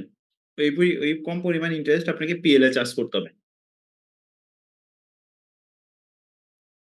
কি এটা আমি পিএল এ চার্জ করা বলতে, কম পরিমাণ চার্জ করা বলতে, এটা তো আমার ফর এক্সাম্পল এটা হয়তো আমি আগে চার্জ করে ফেলছিলাম এবং সেটা তো আমার ইনকাম ট্যাক্সের সাথে আগের বছরগুলোতে চলে গেছে। এখন এসে আমি যখন ওয়েভারটা পাচ্ছি তখন এটা তো আমার লাইবিলিটি ছিল প্রভিশন করা, বা লাইবিলিটি হিসাবে তো আমার গত বছরও ছিল, কিন্তু আমি তো পুরো অ্যামাউন্টটা আমি রিয়েলাইজ করলাম না বা লাইবিলিটি তো পেমেন্ট করলাম না। আচ্ছা, এখানে ইস্যুটা আমি বুঝতে পারছি মহিউদ্দিন ভাই। এখানে লোনের ইস্যুটা যেমন আমিও কিন্তু লোন নিয়েছিলাম ব্যাংক থেকে, হ্যাঁ? ঠিক আছে? যেমন আমার হয়তোবা ছোট একটা লোন নিয়েছিলাম। ঠিক আছে? আমি এট a টাইম ওইটা পে করে দিছি, হ্যাঁ? মানে এট a টাইম আমি পেমেন্টটা দিয়ে দিছি। পেমেন্ট দেয়া মানে কি? যেটা যে আপনি যেটা বললেন, হ্যাঁ? পেমেন্ট দেয়া মানে আমি তো অবশ্যই এখানে একটা amortization শিডিউল করা হয় মহিউদ্দিন ভাই, হ্যাঁ? এখানে একটা amortization শিডিউল করা হয়। বুঝছেন? যেমন আমরা লোনের ক্ষেত্রে কিন্তু একটা amortization শিডিউল করি। বুঝা গেছে কিনা? আমরা লোনের ক্ষেত্রে একটা amortization শিডিউল করি। তো এই amortization শিডিউল অনুযায়ী আমাকে বলল যে, আপনাকে যদি আপনি এখন সেটেল করতে চান তাহলে আপনাকে এই পরিমাণ অ্যামাউন্ট পে করে দিতে হবে। বুঝতে পারছেন? যে আমাকে এই পরিমাণ অ্যামাউন্ট পে করে দিতে হবে। আমার হয়তোবা মানে যে পরিমাণ লোন নিয়েছিলাম তার চেয়ে এডিশনাল ৳3,00,000 বেশি দিতে হইতো। কিন্তু আর্লি সেটেলমেন্ট এর কারণে আমাকে হয়তোবা যে পরিমাণ লোন নিয়েছি তার চেয়ে ৳1,00,000 বেশি দিতে হইছে। বুঝছেন? আপনাদের ইস্যুটাও তো মনে হয় এরকমই না? যে আর্লি সেটেল করে ফেলতে চাচ্ছেন বা রিশিডিউল করতে ফেলতে চাচ্ছেন। এরকমই তো ইস্যুটা? না, না এরকম না ভাইয়া। এটা হচ্ছে মানে লোনটা দেখা যাচ্ছে যখন ক্লাসিফাইড হয়ে যায়, হ্যাঁ, হ্যাঁ। তখন ওভারডিউ পরিমাণ যে টাকা জমে ওই টাকা দিয়ে দেখা যাচ্ছে যে একবারে পুরোটা ক্লিয়ার করতে পারতেছে। সেই ক্ষেত্রে তখন ব্যাংকের সাথে আলাপ করে যে হ্যাঁ, ওই first time, second time, third time ওই হিসাবে একটা মাস্টার সার্কুলার আছে না? তো বুঝছি। ওই একটা ডাউন পেমেন্ট দিয়ে বা ওই কি বলে কিছু যোগাযোগ কইরা কথাবার্তা বইলা একটা অ্যামাউন্ট সেটেল করে নেয় যে ঠিক আছে আমি পুরোটা তো দিতে পারতেছি না, ওভারডিউর 5% দিলাম, আমার এটা রিশিডিউল করে দেন। আর ওই রিশিডিউলের সময় তখন আবার আবদার করে বসে যে ঠিক আছে আপনি তো এখানের মধ্যে রিশিডিউল অ্যামাউন্ট যেটা করতেছেন এই জায়গার ভিতরে তো ইন্টারেস্ট চার্জ করা আছে, ওইটা আমারে ওয়েভার দিয়ে দেন। তখন ব্যাংক একটা স্যাংশনের মধ্যে বলে দেয় যে আপনি 5 বছরের মধ্যে পেমেন্ট করবেন, তখন ওই অ্যামortization শিডিউলও দিয়ে দেয়। পাশাপাশি হচ্ছে যেই পরিমাণ ওয়েভ করবে ওইটার একটা ব্লক অ্যাকাউন্টে ফেলে রাখে। আচ্ছা। যখন পেমেন্টটা একদম ক্লিয়ার হয়ে যায় কিস্তিগুলো অ্যামortization শিডিউল অনুসারে, তখন একটা ওই যে সার্টিফিকেট দিয়ে দেয় আচ্ছা, যে আচ্ছা, ওনার আর কোনো লোন লায়াবিলিটি নাই। আচ্ছা। আচ্ছা, এটা মহিউদ্দিন ভাই এটা তাহলে একটু দেখে আমি বলবেন? মনে হয় ভাইয়ার সাথে একটু অ্যাড করতে পারি স্যার। জি, জি এখানে বলেন। হচ্ছে যেটা হয় যে ইন্টারেস্ট এক্সপেন্সটা ধরেন উনি হচ্ছে লোন নিয়েছিল ৳100। আচ্ছা, তো জি। লোন নিয়েছিল যে ৳100, উনি যখন ইন্টারেস্ট চার্জ করছে তখন যেটা হচ্ছে ইন্টারেস্ট এক্সপেন্স হচ্ছে P&L এ দেখাচ্ছে, এবং ধরেন ৳10 করে ইন্টারেস্ট চার্জ করলেন, ওই যে নন কারেন্ট লায়াবিলিটিতে কিন্তু আমার হচ্ছে ৳100 সাথে আবার হচ্ছে ৳110 করে এড হচ্ছে। 5 জি, জি। বছর পর ধরেন দেখা গেল যে ৳110 জায়গায় এখন ৳150 হয়ে গেছে। তো ব্যাংক হচ্ছে গিয়ে ওটা ক্লাসিফাই করে দেওয়ার পরে এখন হচ্ছে উনি যখন দিতে পারছে না তখন ব্যাংক বলল যে তোমার তো ৳150 ইন্টারেস্ট সহ হয়ে গেছে। আমি একটা কাজ করি, তোমাকে হচ্ছে গিয়ে ৳150 জায়গায় তুমি আমাকে হচ্ছে ৳120 দাও। বাকি ৳30 তুমি যদি আগামী ৩ বছরের মধ্যে আমাকে দিয়ে দিতে পারো, মানে ৳120, তাহলে ৳30 আর তোমাকে দিতে হবে না। তো ভাইয়ার প্রশ্নটা হচ্ছে এই যে ৳30 এটা কিন্তু অলরেডি আমি P&L এও দেখায় ফেলছি, আমি হচ্ছে আমার ব্যালেন্স শিটেও দেখায় ফেলছি। হুম, হুম। এখন আমি যখন হচ্ছে এইটা ওয়েভ অলরেডি পেয়ে যাব ৩ বছর পরে, তখন আসলে আমার ট্যাক্স এর ট্রিটমেন্টটা এখানে কিভাবে হবে? আচ্ছা, তখন এটা ইনকাম হিসেবে ট্রিট হবে আপু। আমি বুঝতে পেরেছি। এটা ইনকাম হিসেবে ট্রিট করতে হবে। এটা তো ভাই ইনকাম হিসেবে ট্রিট হওয়ার কথা আরকি। হ্যাঁ, হ্যাঁ, এটা ইনকাম হিসেবে ট্রিট হবে তখন। মানে তখন তাহলে জার্নালটা কি এমন হবে ব্যাংক ডেবিট হবে আর আদার অপারেটিং ইনকাম ক্রেডিট হবে এরকম কিছু? হুম, কিন্তু না, আমার তো টাকাটা ব্যাংকেও আসছে না। না তখন তো ভাইয়া তখন তো আমার আসলে আমার যে ইন্টারেস্ট নন কারেন্ট লায়াবিলিটি লায়াবিলিটি আমি দেখেন ক্লিয়ার করি। হ্যাঁ নন আমার কারেন্ট ইন্টারেস্ট লায়াবিলিটি আমার কমে যাচ্ছে, আচ্ছা কম আমি দেয়া ক্লিয়ার করে লাগতেছে। দিই। নন কারেন্ট লায়াবিলিটি আছে আমার হলো 150 না? 150 আছে না? নন কারেন্ট লায়াবিলিটি 150 আছে। ব্যাংক বলছে যে তুমি 120 দিয়ে দিলে পারে তোমাকে আর ৳30 দিতে হবে না। এই তো না? তো জি, আমি জি, যখন জি। পে করলাম, দেখেন আমার নন কারেন্ট লায়াবিলিটি কে আমি ডেবিট করব। 150 কে আমি ডেবিট করব। যেহেতু একটা লায়াবিলিটি আছে পুরোটাই কমায় দিতে হবে। আমি ব্যাংক ক্রেডিট করলাম কত? 120 আর বাকি টাকাটা কি? আমার ইনকাম হিসেবে ট্রিট করতে হবে। ও আচ্ছা। জি এ স্যার, থ্যাংক ইউ স্যার, বুঝতে পেরেছি। এটাই হলো। ভাইয়া ভাইয়া জি বলেন। এই যে এইটা তো হচ্ছে পেমেন্টের সময় দেখাইলো, ওনারা যেটা বললো যে আমি যখন হুম, 120 টাকা পেমেন্ট করে দিব 3 বছর যাবত, দেন হচ্ছে আমি 30 টাকা ওয়েভ পাবো, তাই জি। না? আর 3 বছর পরে গিয়ে হচ্ছে গিয়ে আমি ক্যাশ ক্রেডিট করব, লাইবিলিটি ডেবিট করব টোটাল, আর হচ্ছে গিয়ে ডিসকাউন্টটাকে ক্রেডিট করব, মানে আদার ইনকাম হিসেবে। আদার মানে ইনকাম। এই উইদিন 3 ইয়ার্স, মানে এই জি। 3 বছরের মধ্যে 30 টাকার আমার ট্রিটমেন্টটা কি হবে আর কি? ওইটা এটা ইয়ার এন্ডিং এই দেখাইতে হবে আপু। এটা আপনি ওই যে ওইভাবে রেভিনিউ সিগ্রিগেট করে দেখাইতে পারবেন না। বুঝছেন? ওটা ইয়ার এন্ডিং এই দেখাইতে হবে আপনাকে। কন্টিনজেন্ট লায়াবিলিটি কনসিডারেশন হয় না? না, কন্টিনজেন্ট লায়াবিলিটি কনসিডারেশন এ আসবে না। কন্টিনজেন্ট লায়াবিলিটি অন্য জিনিস।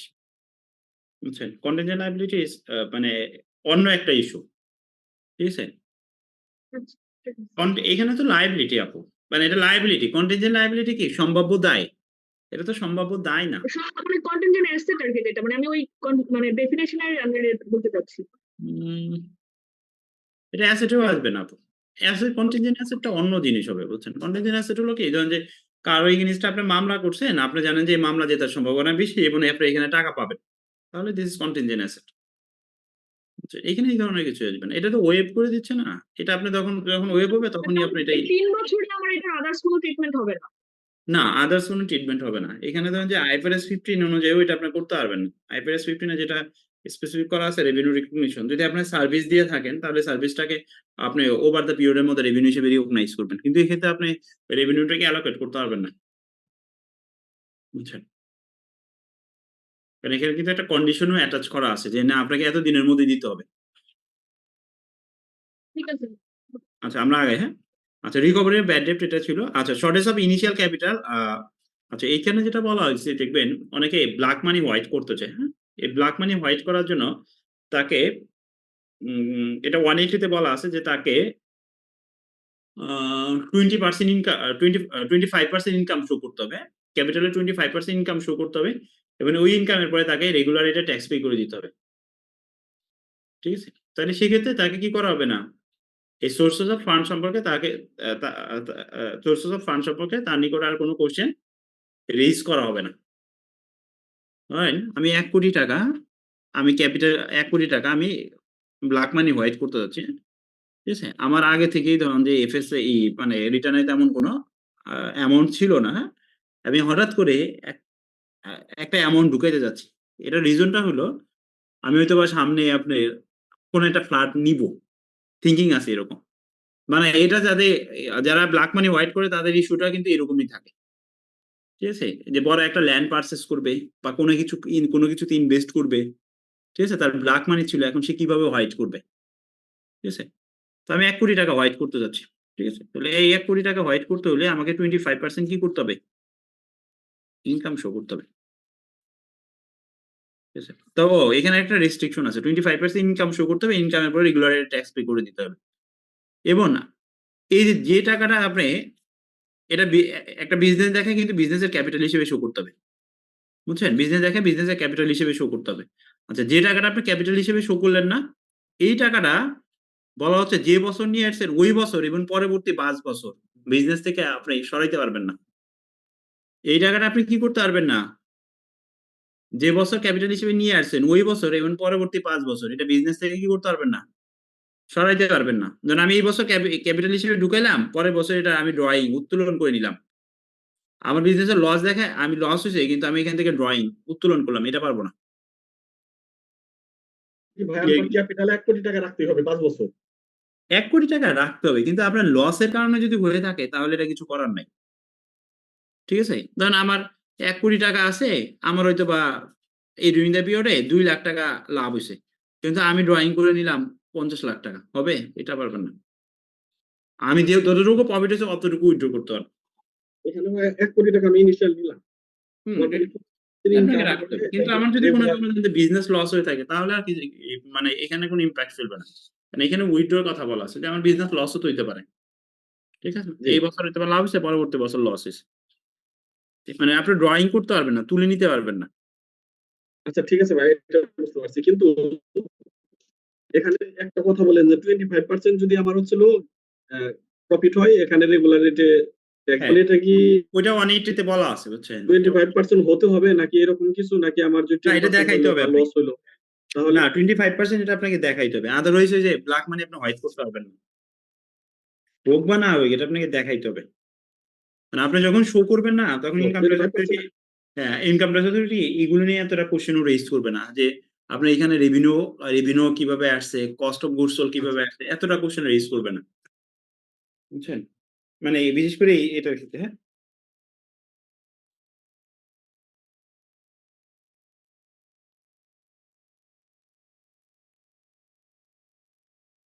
ক্লিয়ার কিনা? বুঝা গেছে কিনা?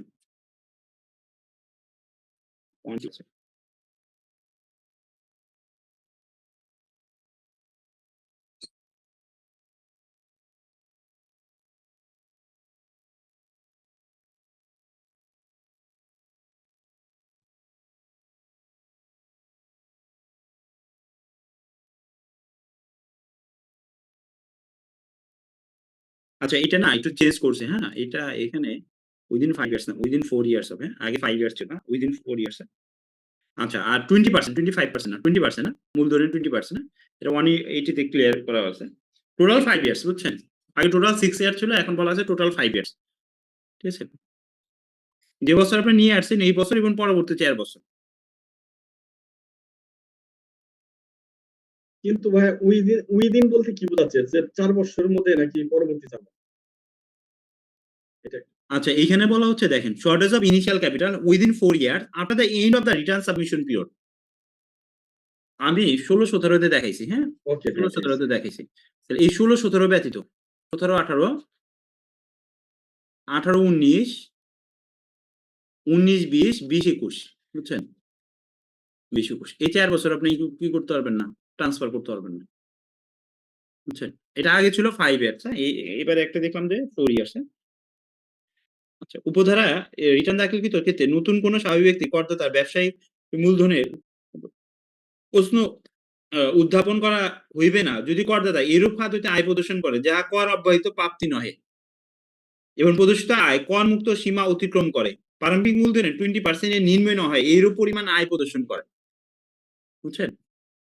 মানে আপনি 20% ইনকাম চাইতে হবে। আর এই ক্ষেত্রে এতটা কোশ্চেন রেইজ করবে না। বুঝছেন?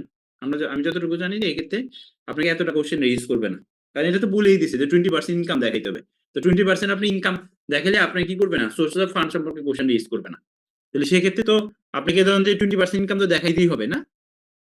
আর দেখাইতে হলে এটা ইনকাম ট্যাক্স জানে যে এখানে কিছুটা কি হবে?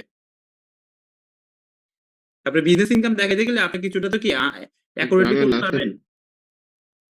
অ্যাকুরেটলি তো করতে পারবেন না। কম বেশি করতেই হবে। হবে? কম বেশি করতে পারবেন? অ্যাকুরেটলি করতে পারবেন? আপনার অ্যাকচুয়ালি হচ্ছে 10% লাভ। বাস্তবে 10% লাভ হইছে। কিন্তু আপনাকে ওই ব্ল্যাক মানি হোয়াইট করার জন্য আপনাকে 20% দেখাইতেই হবে। তার মানে নেট প্রফিট হইতে হবে 20%। নেট প্রফিট নেট প্রফিট হইতে হবে 20%। এটা আপনি কিভাবে নিয়ে আসবেন? It's up to you. বুঝছেন? এটা নেট প্রফিট 20% কিভাবে নিয়ে আসবেন? এটা আপনার উপর ডিপেন্ড করবে।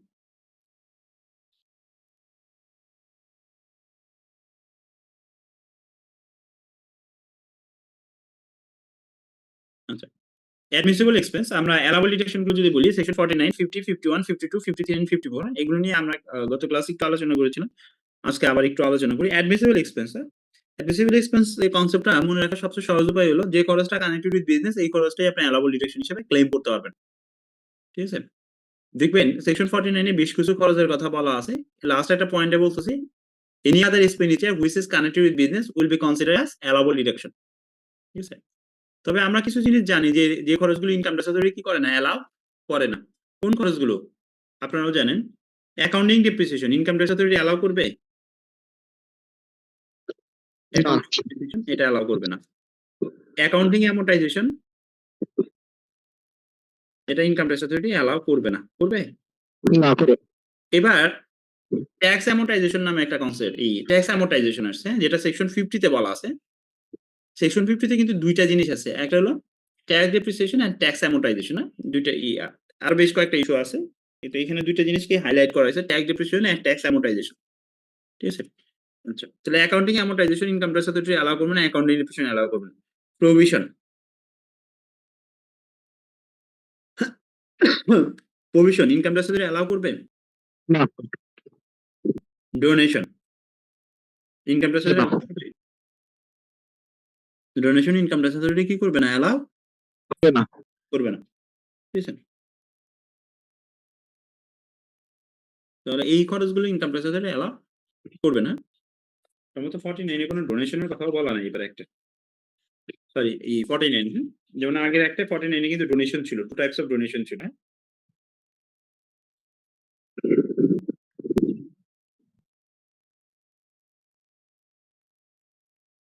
না, ডোনেশন নাই।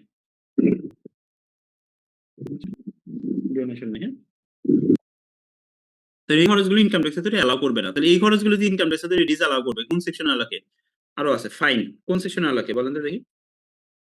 সেকশন 49 এন্ড 50 আলাকে ডিসঅ্যালাউ করবে না? সেকশন 49 এন্ড 50 আলাকে কি করবে? ডিসঅ্যালাউ করবেন? ডিসঅ্যালাউ করবে। এগুলোই বলা হচ্ছে। আচ্ছা। স্পেশাল অ্যালাউবল ডিডাকশনের মধ্যে যে জিনিসটা আছে income tax authority accounting depreciation disallow করবে, কিন্তু সেকশন 50 অনুযায়ী ট্যাক্স ডেপ্রিসিয়েশন অ্যালাউ করবে, এবং সেকশন 50 অনুযায়ী ট্যাক্স অ্যামোর্টাইজেশন অ্যালাউ করবে। সেকশন 50 অনুযায়ী তারা কি করবে? ট্যাক্স অ্যামোর্টাইজেশন অ্যালাউ করবে। ট্যাক্স ডেপ্রিসিয়েশনের রেট এবং ট্যাক্স অ্যামোর্টাইজেশন রেট গুলো আমাদের থার্ড শিডিউলে বলা আছে। থার্ড শিডিউলে বলা আছে। এটার জন্য আমরা একটা চার্ট অবশ্যই এখানে নিয়ে আসি না, এটা চার্ট করাও আছে। আচ্ছা, অ্যালাউন্স অফ ব্যাড ডেপ্ট। ব্যাড ডেপ্টের ক্ষেত্রে যেটা আমি গত ক্লাসে বলেছিলাম যে ব্যাড ডেপ্টের ক্ষেত্রে ইনকাম ট্যাক্স অথরিটি কিছু জিনিস একটু ফলো করে। যেমন বোর্ড রেজুলেশন থাকতে হবে, মানে ব্যাড ডেট রাইট অফের ক্ষেত্রে বোর্ড রেজুলেশন থাকতে হবে।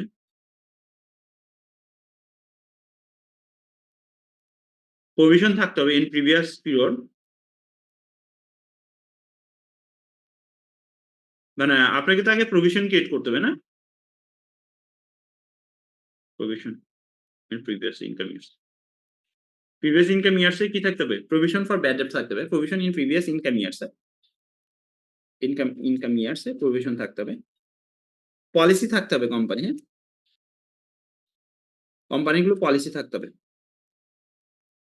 পলিসি অফ রাইট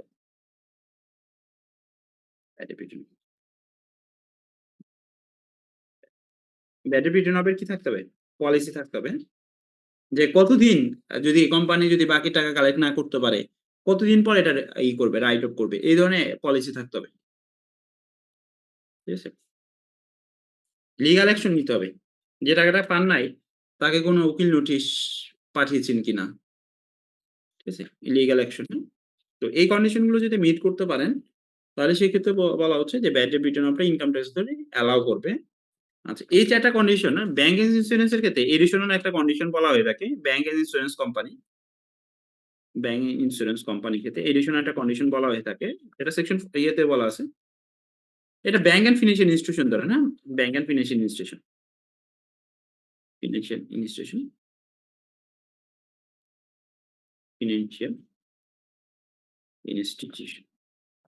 এডিশনাল একটা কন্ডিশন বলা থাকে যে আপনার অর্থ ঋণ আদালতে মামলা দায়ের করতে হবে, অর্থ আইন আদালত, হ্যাঁ, আদালত আপনাকে কি করতে হবে? মামলা দায়ের করতে হবে। ঠিক আছে, এই উপরে এগুলো হলো কি যে জেনারেল মানে ব্যাংক এন্ড ফিনান্সিয়াল ইনস্টিটিউশন ব্যতীত বাকি সব কোম্পানির ক্ষেত্রে এই উপরে কন্ডিশন গুলো অ্যাপ্লিকেবল। আর ব্যাংক এন্ড ফিনান্সিয়াল ইনস্টিটিউশনের ক্ষেত্রে এডিশনাল একটা কন্ডিশন যে ওই কাস্টমারের এই জিনিসটা আপনাকে অর্থ ঋণ আদালতে কি করতে হবে? মামলা দায়ের করতে হবে। সেই ক্ষেত্রে আপনি ব্যাড ডেট রিটার্ন আপনি অ্যালাউবল ডিডাকশন হিসেবে ক্লেম করতে পারবেন। আদারওয়াইজ এটা কিন্তু ইনকাম ট্যাক্স অথরিটি কি করবে না, এই খরচটা ব্যাড ডেট রিটার্ন আপটা এটা কি করবে না, ইনকাম ট্যাক্স অথরিটি অ্যালাউ করবে না। যেমন আমার একটা প্র্যাকটিক্যাল এক্সপেরিয়েন্স আছে, যেমন আমি এই যখন এই ব্যাংকের ট্যাক্সের কাজ করতেছিলাম, একটা ব্যাংকের ট্যাক্সের কাজ, তো ওই সময় ইনকাম ট্যাক্স অথরিটি ওদের কাছে কেস রেফারেন্সটা চাইছে, যে যে আমাদেরকে বলছিল যে কেস রেফারেন্স গুলো দেন, আপনারা তো bad debt return of allow bad debt return of clans করছেন, এটা কেস রেফারেন্স গুলো দেন। তো এটা অ্যাকচুয়ালি মানে ব্যাংক অথরিটি যারা ব্যাংকে ছিল দায়িত্বপ্রাপ্ত যে কনসার্ন ছিল, উনি অ্যাকচুয়ালি এটা প্রোভাইড করে নাই। এর ফলে যেটা হচ্ছে যে ইনকাম ট্যাক্স অথরিটি এই খরচটা কি করে নাই, রিটার্নটা ইনকাম ট্যাক্স অথরিটি অ্যালাউ করে নাই। বুঝছেন? তাহলে এই কন্ডিশন গুলো যদি মিট করতে পারেন তখনই কিন্তু ইনকাম ট্যাক্স অথরিটি কি করবে, খরচগুলো অ্যালাউ করবে। হ্যাঁ, আচ্ছা, বুঝেছে? এটা এই 51 এ এই কথাগুলি বলা আছে। আচ্ছা, calculation of special deduction in relation to interest or profit under section 52। আচ্ছা, এই জায়গায় যেটা বলা হচ্ছে যে আপনি যে লোন নিচ্ছেন এই লোনটা নিয়ে যদি সিস্টার কনসার্নকে যদি ইন্টারেস্ট ফ্রি লোন দিয়ে থাকেন, মানে আমি 10 কোটি টাকা লোন নিছি, এই 10 কোটি টাকা লোন নিয়ে আমি আবার সিস্টার কনসার্নকে 4 কোটি টাকা ইন্টারেস্ট ফ্রি লোন দিছি। তাহলে সেক্ষেত্রে বলা হচ্ছে এই পুরো টাকার উপর যে লোন ইন্টারেস্ট, এই লোন ইন্টারেস্টটা অ্যালাউবল ডিডাকশন হিসেবে অ্যাজ পার ট্যাক্স ল অনুযায়ী অ্যালাউবল ডিডাকশন হিসেবে পাবেন না। এই 10 লাখ টাকার পুরো 10 কোটি টাকার পুরো যে loan interest as per tax law অনুযায়ী 10 কোটি টাকার পুরো লোন ইন্টারেস্টটা আপনি অ্যালাউবল ডিডাকশন হিসেবে পাবেন না। অ্যাজ পার ট্যাক্স ল অনুযায়ী 6 কোটি টাকার পুরো লোন ইন্টারেস্ট আপনি অ্যালাউবল ডিডাকশন হিসেবে ক্লেম করতে পারবেন। আচ্ছা, special limit in relation to allowing interest, এটা ফরেন লোনের ক্ষেত্রে বলতে, যে ফরেন লোনের ক্ষেত্রে আমাদের একটা বলা আছে যে এখন পর্যন্ত আপ টু 15 লাখ টাকা পর্যন্ত ফরেন লোনের ক্ষেত্রে ইন্টারেস্ট অ্যালাউ করা হবে। এর উপরে যদি কোনো কোম্পানি ফরেন লোনের ক্ষেত্রে ইন্টারেস্ট পে করে থাকে তাহলে অতিরিক্ত যা পে করছে এতটুকু টাকা ইনকাম ট্যাক্স অথরিটি ডিসঅ্যালাউ করবে, যেটা আবার 53 তে বলা আছে। যে কত foreign in case of foreign লোনের ক্ষেত্রে ইনকাম ট্যাক্স অথরিটি কত টাকা কত লোন ইন্টারেস্ট অ্যালাউ করবে, আপ টু 15 লাখ পর্যন্ত লোন ইন্টারেস্ট অ্যালাউ করবে। এর উপরে যদি লোন ইন্টারেস্ট পে করে থাকেন তাহলে ইনকাম ট্যাক্স অথরিটি এটা ডিসঅ্যালাউ করবে। General terms of allowing deduction, এখানে আপনাকে বিজনেস জাস্টিফিকেশন ড্র করতে হবে। কোনো কস্ট সম্পর্কে যদি ইনকাম ট্যাক্স অথরিটি ডাউট থাকে তাহলে এখানে আপনাকে বিজনেস জাস্টিফিকেশন দিতে হবে যে এই খরচটা কেন কানেক্টেড উইথ বিজনেস। যদি আপনি বিজনেস দিতে পারেন, জাস্টিফিকেশন দিতে পারেন, তাহলে তাহলে ইনকাম ট্যাক্স অথরিটি এই খরচটা অ্যালাউবল ডিডাকশন হিসেবে নিয়ে নিবে। হ্যাঁ, আচ্ছা, এগুলি এখানেও একটু একটু করে আলোচনা করা আছে। আচ্ছা, 51 যেটা বলা আছে সেকশন 55, সরি আমরা তো অনেকগুলো সেকশন দেখলাম। 55, হ্যাঁ, 55 হলো ইনঅ্যাডমিসিবল এক্সপেন্স। ইনঅ্যাডমিসিবল এক্সপেন্সের কথা বলা আছে। আপনারা তো জানেন যে আপনি দেখেন প্রথমে বলতেছে payment without TDS or collecting TCS, proof of submission of return where applicable. আপনি কাউকে যদি পেমেন্ট দিয়ে থাকেন, এই পেমেন্টের সময় যদি সোর্সে টিডিএস না কাটেন, কাউকে যদি পেমেন্ট দিয়ে থাকেন পেমেন্টের সময় সোর্সে যদি টিডিএস না কাটেন, তাহলে এই খরচটা ইনকাম ট্যাক্স অথরিটি কি করবে? ডিসঅ্যালাউ করবে। আপনার সাপ্লায়ারকে পেমেন্ট দিয়েছেন, পেমেন্টের সময় সোর্সে টিডিএস কাটেন নাই, আপনি র মেটেরিয়াল পারচেজ করছেন, হ্যাঁ, পারচেজ করছেন লোকাল সাপ্লায়ার কাছ থেকে, এবং পারচেজের সময় কি করেন নাই, সোর্সে টিডিএস কাটেন নাই। এই খরচটা ইনকাম ট্যাক্স অথরিটি যদি এট দ্য টাইম অফ অ্যাসমেন্টের সময় যদি বলে যে তুমি পারচেজের এগেইনস্টে তোমার টিডিএস এর চালানের কপিগুলো দাও, এট দ্য টাইম অফ অ্যাসমেন্টের সময় যদি আপনি না দিতে পারেন, তাহলে সেই ক্ষেত্রে ইনকাম ট্যাক্স অথরিটি এই খরচটা ডিসঅ্যালাউ করবে। কোন সেকশনের আলোকে? সেকশন 55 এর আলোকে। এবং ডিসঅ্যালাউ করে এরপরে আপনাকে রেগুলার রেটে ট্যাক্স পে করতে হবে। যেমন সেকশন 55 এর সাথে সেকশন 56 টা কানেক্টেড। সেকশন 56 এ যেটা বলা হচ্ছে, সেকশন 55 এর কারণে যে খরচগুলো ডিসঅ্যালাউ করা হবে এগুলোকে স্পেশাল বিজনেস ইনকাম হিসেবে ট্রিট করা হবে, এবং এই স্পেশাল বিজনেস ইনকামের পরে আপনাকে রেগুলার রেটে ট্যাক্স পে করতে হবে। এই স্পেশাল বিজনেস ইনকামের পরে আপনাকে কি করতে হবে? রেগুলার রেটে ট্যাক্স পে করতে হবে। আবার বলি, সেকশন 55 এর সাথে সেকশন 56 কানেক্টেড। সেকশন 55 এর কারণে যে খরচগুলো ডিসঅ্যালাউ করা হবে, এক্সেপ্ট লিজের একটা ইস্যু আছে, এক্সেপ্ট লিজ ব্যতীত, মানে দেখবেন লিজের একটা ইস্যু আছে, লিজ ব্যতীত যে খরচগুলো ডিসঅ্যালাউ করা হবে এটা সেকশন 56 এর আলোকে স্পেশাল বিজনেস ইনকাম হিসেবে কনসিডার করা হবে, এবং এই ইনকামটা অন্য হেডের লসের সাথে অ্যাডজাস্ট করা যাবে না। যেটা স্পেশাল বিজনেস ইনকাম হিসেবে কনসিডার করা হচ্ছে সেকশন 56 এর আলোকে, এটা বলা হচ্ছে এই ইনকামটা অন্য কোনো হেডের লসের সাথে অ্যাডজাস্ট করা যাবে না, এবং এই ইনকামের পরে কোম্পানিকে রেগুলার রেটে ট্যাক্স পে করতে হবে। ইনকামের পরে কোম্পানিকে রেগুলার রেটে ট্যাক্স পে করতে হবে। এখন কোশ্চেন আসতে পারে যে আমরা যে অনেক সময় লোকাল সাপ্লায়ারের কাছ থেকে পারচেজ করলে পারচেজের উপরে টিডিএস কাটা পসিবল না, তাহলে সেক্ষেত্রে ওয়ে আউট কি, ওয়ে ফরওয়ার্ড কি? সেক্ষেত্রে হলো যেটা আমরা অ্যাজ এন কনসালটেন্ট হিসেবে ক্লায়েন্টকে সাজেস্ট করে থাকি যে যদি পসিবল না হয়ে থাকে, if it is not possible then you have to pay it. বুঝছেন? এটা আপনাকে কি করতে হবে? পে করে দিতে হবে। ঠিক আছে? আদারওয়াইজ কি হবে? একটা বড় ধরনের কিন্তু ইমপ্যাক্ট পড়বে না। ঠিক আছে? আচ্ছা, তো এটা গেল। পারকুইজিটের যে লিমিট যেটা বলা আছে যে এমপ্লয়িকে আপ টু 10 লাখ, একজন এমপ্লয়িকে আপ টু 10 লাখ টাকা পর্যন্ত পারকুইজিট অ্যালাউ করা হয়েছে। এর উপর যদি পারকুইজিট দিয়ে থাকে তাহলে যতটুকু দিবে অতটুকু অ্যামাউন্ট এক্সেস পারকুইজিট হিসেবে কনসিডার করা হবে, এবং এরপরে কোম্পানিকে রেগুলার রেটে ট্যাক্স পে করতে হবে। আচ্ছা, এখন এখানে একটা ওয়ে আছে যে আপনি চাইলে এমপ্লয়ি মানে যেগুলো পারকুইজিট আপনি চাইলে অন্যান্য পয়েন্টগুলো বাড়ায় দিতে পারেন।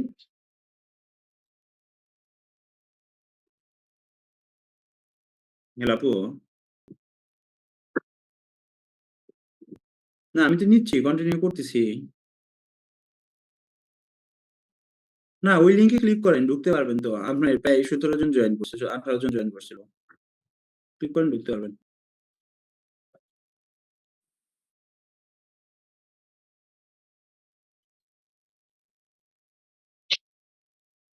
আচ্ছা, রয়্যালটির ক্ষেত্রে এবার যেটা বলা হচ্ছে রয়্যালটি লিমিট হলো 10% অফ নেট বিজনেস প্রফিট। হ্যাঁ, এটা কিন্তু একটু চেঞ্জ আসছে। হ্যাঁ, আগে ছিল নেট প্রফিট, বুঝছেন? Net profit. হ্যাঁ, এবার বলা হচ্ছে net business profit. Net business প্রফিটটা আমরা যখন ট্যাক্সেবল ইনকাম কম্পিউটেশন করব তখন যেটা বলা হচ্ছে যে আমার নেট প্রফিট বিফোর ট্যাক্স থেকে আমাদের নন বিজনেস ইনকাম গুলো বাদ দিলে যে ফিগারটা আসবে এটাকে নেট বিজনেস প্রফিট বলা হবে। নেট বিজনেস প্রফিটটা আমরা কিভাবে বের করবো? যেমন আমরা যখন নেট প্রফিট বিফোর ট্যাক্স থেকে যখন ট্যাক্সেবল ইনকাম ক্যালকুলেট করব, আমাদের কিন্তু বিজনেসের প্রভিশনে ম্যাথটা এরকম যে নেট প্রফিট বিফোর ট্যাক্স থেকে আপনাকে কি করতে হবে? ট্যাক্সেবল ইনকামটা কম্পিটিশন করতে হবে। তো নেট প্রফিট বিফোর ট্যাক্স থেকে এই ট্যাক্সেবল ইনকাম কম্পিটিশনের ক্ষেত্রে ফার্স্টে আমাদেরকে বাদ দিতে হবে নন বিজনেস ইনকাম। ফার্স্ট আমাদেরকে লেস করতে হবে কোনটা? নন বিজনেস ইনকাম। নন বিজনেস ইনকাম কোনগুলো? যেগুলো বিজনেস নেচার না, যেমন ডিভিডেন্ড, এটা নন বিজনেস ইনকাম। এটা বাদ দেওয়ার পরে যে ফিগারটা আমরা পাবো না, এটাকেই বলা হচ্ছে নেট বিজনেস প্রফিট। এটাকে বলা হচ্ছে ডিসক্লোজ নেট বিজনেস প্রফিট। এই নেট বিজনেস প্রফিট বলতে ডিসক্লোজ নেট বিজনেস প্রফিট বলা হচ্ছে। এই নেট বিজনেস প্রফিটের পরে আপনার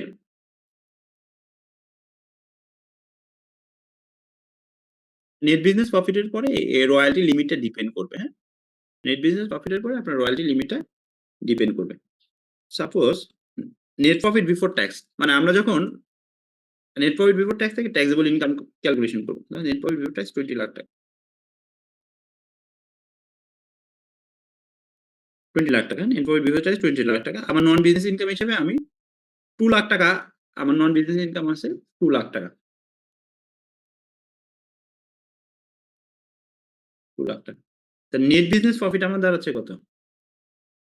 18 লাখ টাকা, 18 লাখ টাকা দাঁড়াচ্ছে। নেট বিজনেস প্রফিট হলো 18 লাখ টাকা। এখন রয়্যালটি পারপোজে আপনি খরচ করছেন সাপোজ 3 লাখ টাকা, তাহলে অ্যালাউবল লিমিট হিসেবে পাবেন কত? রয়্যালটি পারপোজে খরচ করেছেন 3 লাখ টাকা, অ্যালাউবল লিমিট হিসেবে পাবেন কত? 10%। 10%। কোন অ্যামাউন্টের? বিজনেস প্রফিট হ্যাঁ, এই যে কোন অ্যামাউন্টের?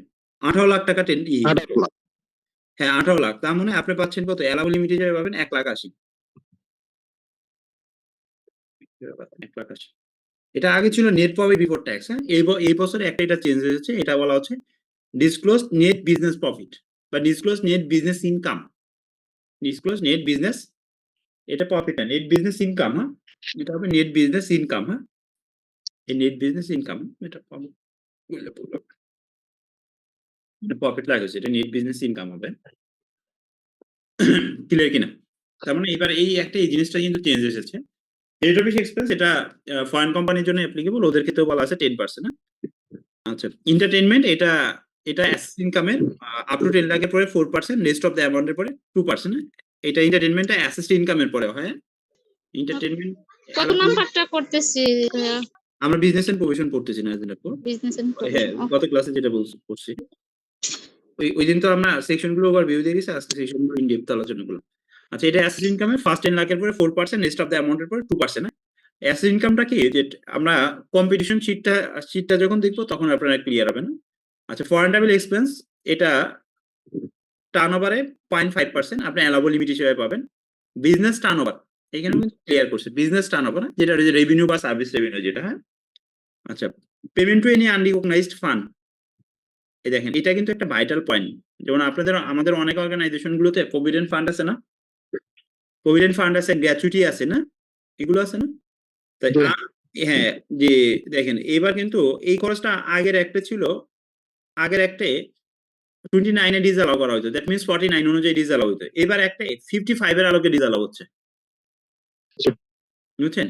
এই জন্য আমরা কোম্পানিগুলোকে সাজেস্ট করে থাকি যে আপনার অর্গানাইজেশনে যদি প্রভিডেন্ট ফান্ডটা যদি আনরিকগনাইজড থাকে তাহলে এটা রিকগনাইজড অন করে নেওয়াটা বেটার, বুঝছেন? এটা রিকগনাইজড অন করে নেওয়াটা কি বেটার। কারণ এই যে আনরিকগনাইজড প্রভিডেন্ট ফান্ডে যে এমপ্লয়ার কন্ট্রিবিউশন, এই কন্ট্রিবিউশনটা ইনকাম ট্যাক্স অথরিটি কোন সেকশন আলোকে ডিসঅ্যালাউ করবে? খেয়াল করে দেখেন কোন সেকশনের আলোকে? সেকশন 55। কারণ ডিউরিং দ্য পিরিয়ডে কোম্পানি প্রভিডেন্ট ফান্ডে 2 কোটি টাকা কন্ট্রিবিউশন করছে, 2 কোটি টাকা। ডিউরিং দ্য পিরিয়ডে কোম্পানি প্রভিডেন্ট ফান্ডে 2 কোটি টাকা কন্ট্রিবিউশন করছে, কিন্তু অর্গানাইজেশনের প্রভিডেন্ট ফান্ডটা হলো আনরিকগনাইজড প্রভিডেন্ট ফান্ড। সেক্ষেত্রে কি হবে? এই 2 কোটি টাকা ইনকাম ট্যাক্স অথরিটি ডিসঅ্যালাউ করবে কোন সেকশন আলোকে? 55। হ্যাঁ, এই 2 কোটির পরে কিন্তু কোম্পানিকে রেগুলার রেটে ট্যাক্স পে করতে হবে। আচ্ছা, এটা বুঝি না, আরেকবার একটু বলবেন। এটা আপনার অর্গানাইজেশনে যদি প্রভিডেন্ট ফান্ড থাকে, হ্যাঁ, প্রভিডেন্ট ফান্ডটা যদি রিকগনাইজড হয় তাহলে এমপ্লয়ের কন্ট্রিবিউশনটা ইনকাম ট্যাক্স অথরিটি অ্যালাউ করবে। কিন্তু যদি আনরিকগনাইজড হয় তাহলে এমপ্লয়ের যে কন্ট্রিবিউশন, এই কন্ট্রিবিউশনটা ইনকাম ট্যাক্স অথরিটি অ্যালাউ করবে না। যেটা ডিসঅ্যালাউ করবে সেকশন 55 এর অ্যালাউ। বুঝছেন? একটা কথা বলি ভাইয়া, হ্যাঁ, এমপ্লয়ি পোর্শনটুকু ডিসঅ্যালাউ করে দিবে নাকি? এমপ্লয়ি জি, পোর্শন জি, এমপ্লয়ের পোর্শনটুকু ডিসঅ্যালাউ করবে। ভাইয়া জি, শুনিয়ে বলেন। শুনে হচ্ছে না। আচ্ছা, জি। যেটা কিছুক্ষণ আগে বললেন যে royalty, licence fee, technical fee exceeding 10% of net business profit, আপনি বলছেন যে ভাইয়া যে এখান থেকে ইনকাম নট হবে, নেট বিজনেস ইনকাম। এটা প্রফিট হবে না, এটা ইনকাম হবে, নেট বিজনেস ইনকাম। হ্যাঁ, জি বলেন। কিন্তু ভাইয়া আমাদের ইয়েতে যেটা আমাদের একটা তো বলা আছে যে আর্থিক বিবরণীতে প্রদর্শিত নিট ব্যবসা মুনাফার 10%। নেট বিজনেস মুনাফা, নেট বিজনেস হ্যাঁ। মুনাফা, নেট প্রফিট বিফোর ট্যাক্স এর মধ্যে কিন্তু থাকে, আদার ইনকাম থাকে। বুঝছেন? এটা দেখবেন আবার এক্সাম্পলে যায় কিন্তু দেখবেন এটা ক্লারিফিকেশনটা দিছে। আপনি এটা এক্সাম্পল গুলো দেখেন, এক্সাম্পল গুলোতে যায় ক্লারিফিকেশন দিছে। বুঝছেন? এটা একটু দেখেন, বা আমি বইয়ে তো পড়ছিলাম ওই যেটা আমাদের না, PNL বইটা তো যেটা এমনি দেওয়া চেঞ্জ আছে হয়েছে সেটা, না। ওটা বাদ। এখন একটু বোধহয় ইয়েটা দেখতে হবে, আমি দেখি নাই, যে দু একটা আচ্ছা, দেখছিলাম ওরকম পাইনি। আচ্ছা, আমাকে একটু আবার একটু ক্রস চেক করে দেখেন। যদি ক্রস চেক করে যদি দেখেন যে কোনো কিছু মনে হচ্ছে, আপনার কাছে ডাউট মনে হচ্ছে, তাহলে আমাকে একটু হোয়াটসঅ্যাপে দিয়ে দিন। আচ্ছা ঠিক আছে, ওকে। আচ্ছা, interest and depreciation write off uses as per IFRS 15। হ্যাঁ, আচ্ছা, লিজের ক্ষেত্রে হয়েছে কি, লিজের ক্ষেত্রে ইনকাম ট্যাক্স অথরিটি কি করবে না, এটা ওই যে ইন্টারেস্ট এবং ডেপ্রিসিয়েশনটা অ্যালাউ করবে না, কিন্তু পেমেন্টটা অ্যালাউ করবে। হ্যাঁ, দুইটা পিরিয়ড আছে, আপনি লিজ অ্যাসেটের ক্ষেত্রে যে পেমেন্টটা দিচ্ছেন এই পেমেন্টটা অ্যালাউ করবে। ঠিক আছে? এই যে এটা যেটা বলা হচ্ছে লিজের ক্ষেত্রে। আচ্ছা, এরপরে payment for salary and rent in cash. আচ্ছা, এবার কিন্তু একটা যেটা বলা আছে যে whatever the amount of salary you must pay in banking channel. বুঝছেন? এবার এক অনুযায়ী কি আপনাকে কি করতে হবে, salary and wages, salary rent এগুলো কি করতে হবে, ব্যাংকিং চ্যানেলের মাধ্যমে দিতে হবে। যেমন আগের একটা কি ছিল, একটা লিমিট ছিল যে 20,000 টাকা পর্যন্ত স্যালারি আপনি কি করতে পারবেন, ক্যাশে দিতে পারবেন না। আপ টু 20,000 টাকা পর্যন্ত স্যালারি আপনি ক্যাশে দিতে পারবেন, কিন্তু এবার একটা কিন্তু স্ট্রিক্টলি বলে দিয়েছে যে না, আপনাকে কি করতে হবে, whatever the amount of salary you must pay in banking channel. বুঝছেন? এটা বলা হচ্ছে। আচ্ছা, রেন্ট আগেও ছিল যে রেন্টটা আপনাকে ব্যাংকিং চ্যানেলে দিতে হবে। আপ টু 5 লাখ টাকা পর্যন্ত র মেটেরিয়াল আপনি ক্যাশে পারচেজ করতে পারবেন। অন্যান্য পেমেন্টের ক্ষেত্রে 50,000 টাকার উপর হইলে আপনাকে এটা ব্যাংকিং চ্যানেলে দিতে হবে। ইম্পেয়ারমেন্ট লস, এটা যদি আপনার পিএল এ যদি কোনো ইম্পেয়ারমেন্ট লস থাকে, এই লসটা ইনকাম ট্যাক্স অথরিটি সেকশন 55 এর আলোকে ডিসঅ্যালাউ করবে। এগুলো একটু কেয়ারফুলি পড়তে হবে কিন্তু। হ্যাঁ, যেমন ইম্পেয়ারমেন্ট লস, এই জায়গাগুলোতে ভুল করার সম্ভাবনা থাকবে। Promotion expense excluding advertisement over 0.5% on disclose turnover, এটা ঠিক আছে। Liability which is not specifically determined. আচ্ছা, এটা অনেক সময় দেখবেন কোম্পানিগুলো কি, যেটা কোম্পানিগুলো করে, যেগুলো অনেক সময় ব্যালেন্স শিট মিলাইতে পারে না। বুঝছেন? স্ক্রিনটাকে একটু বড় করা যায়? ফিগার তো বড় করে দিচ্ছি আপু, ভালোই বড় করে দিচ্ছি। আচ্ছা, স্ক্রিন ভালোই বড় করা। আচ্ছা, লাস্ট পয়েন্টে যেটা বলতেছে liability which is not specifically determined. হ্যাঁ, যে liability which is not specifically determined, এটা যেটা বলতেছিলাম যে কোম্পানিগুলো অনেক সময় দেখবেন কি এফএস মিলাইতে পারে না। বুঝছেন? এফএস মিলানোর জন্য তারা কি করে, একটা লায়াবিলিটি ক্রিয়েট করে, লোন ফ্রম আদার্স ক্রিয়েট করে। বুঝছেন? এফএস মিলানোর জন্য কি করে, লোন ফ্রম আদার্স ক্রিয়েট করে। এই লোন ফ্রম আদার্স যদি ডিটারমাইন না হয়, তাহলে এটা ইনকাম ট্যাক্স অথরিটি এটা কি হিসেবে ট্রিট করবে, এটা সেকশন 55 এর আলোকে ডিসঅ্যালাউ করবে এবং এরপরে রেগুলার এটা ট্যাক্স পে করতে হবে। ক্লিয়ার কিন্তু? এবার লোন কিন্তু খুবই কেয়ারফুল। বুঝছেন? লোনের বিষয়টা খুবই কেয়ারফুল। ঠিক আছে? অনেক কোম্পানি এফএস আমরা দেখি যে এটা মিলানোর জন্য আপনি কি করে, লোন ক্রিয়েট করে রাখে, লোন ফ্রম আদার্স বা লোন ফ্রম কে অমুক শেয়ার হোল্ডার, কিন্তু তার ইয়েতে কিন্তু রিটার্নে কিন্তু এটা কি করা নাই, দেখানো নাই। বুঝছেন? এবং লোন যে দেখাচ্ছে লোন ফ্রম মিস্টার এ, তার কাছ থেকে যে লোনটা নিয়েছে এটা তো প্রুফ রাখতে হবে, ব্যাংকিং চ্যানেলে থাকতে হবে।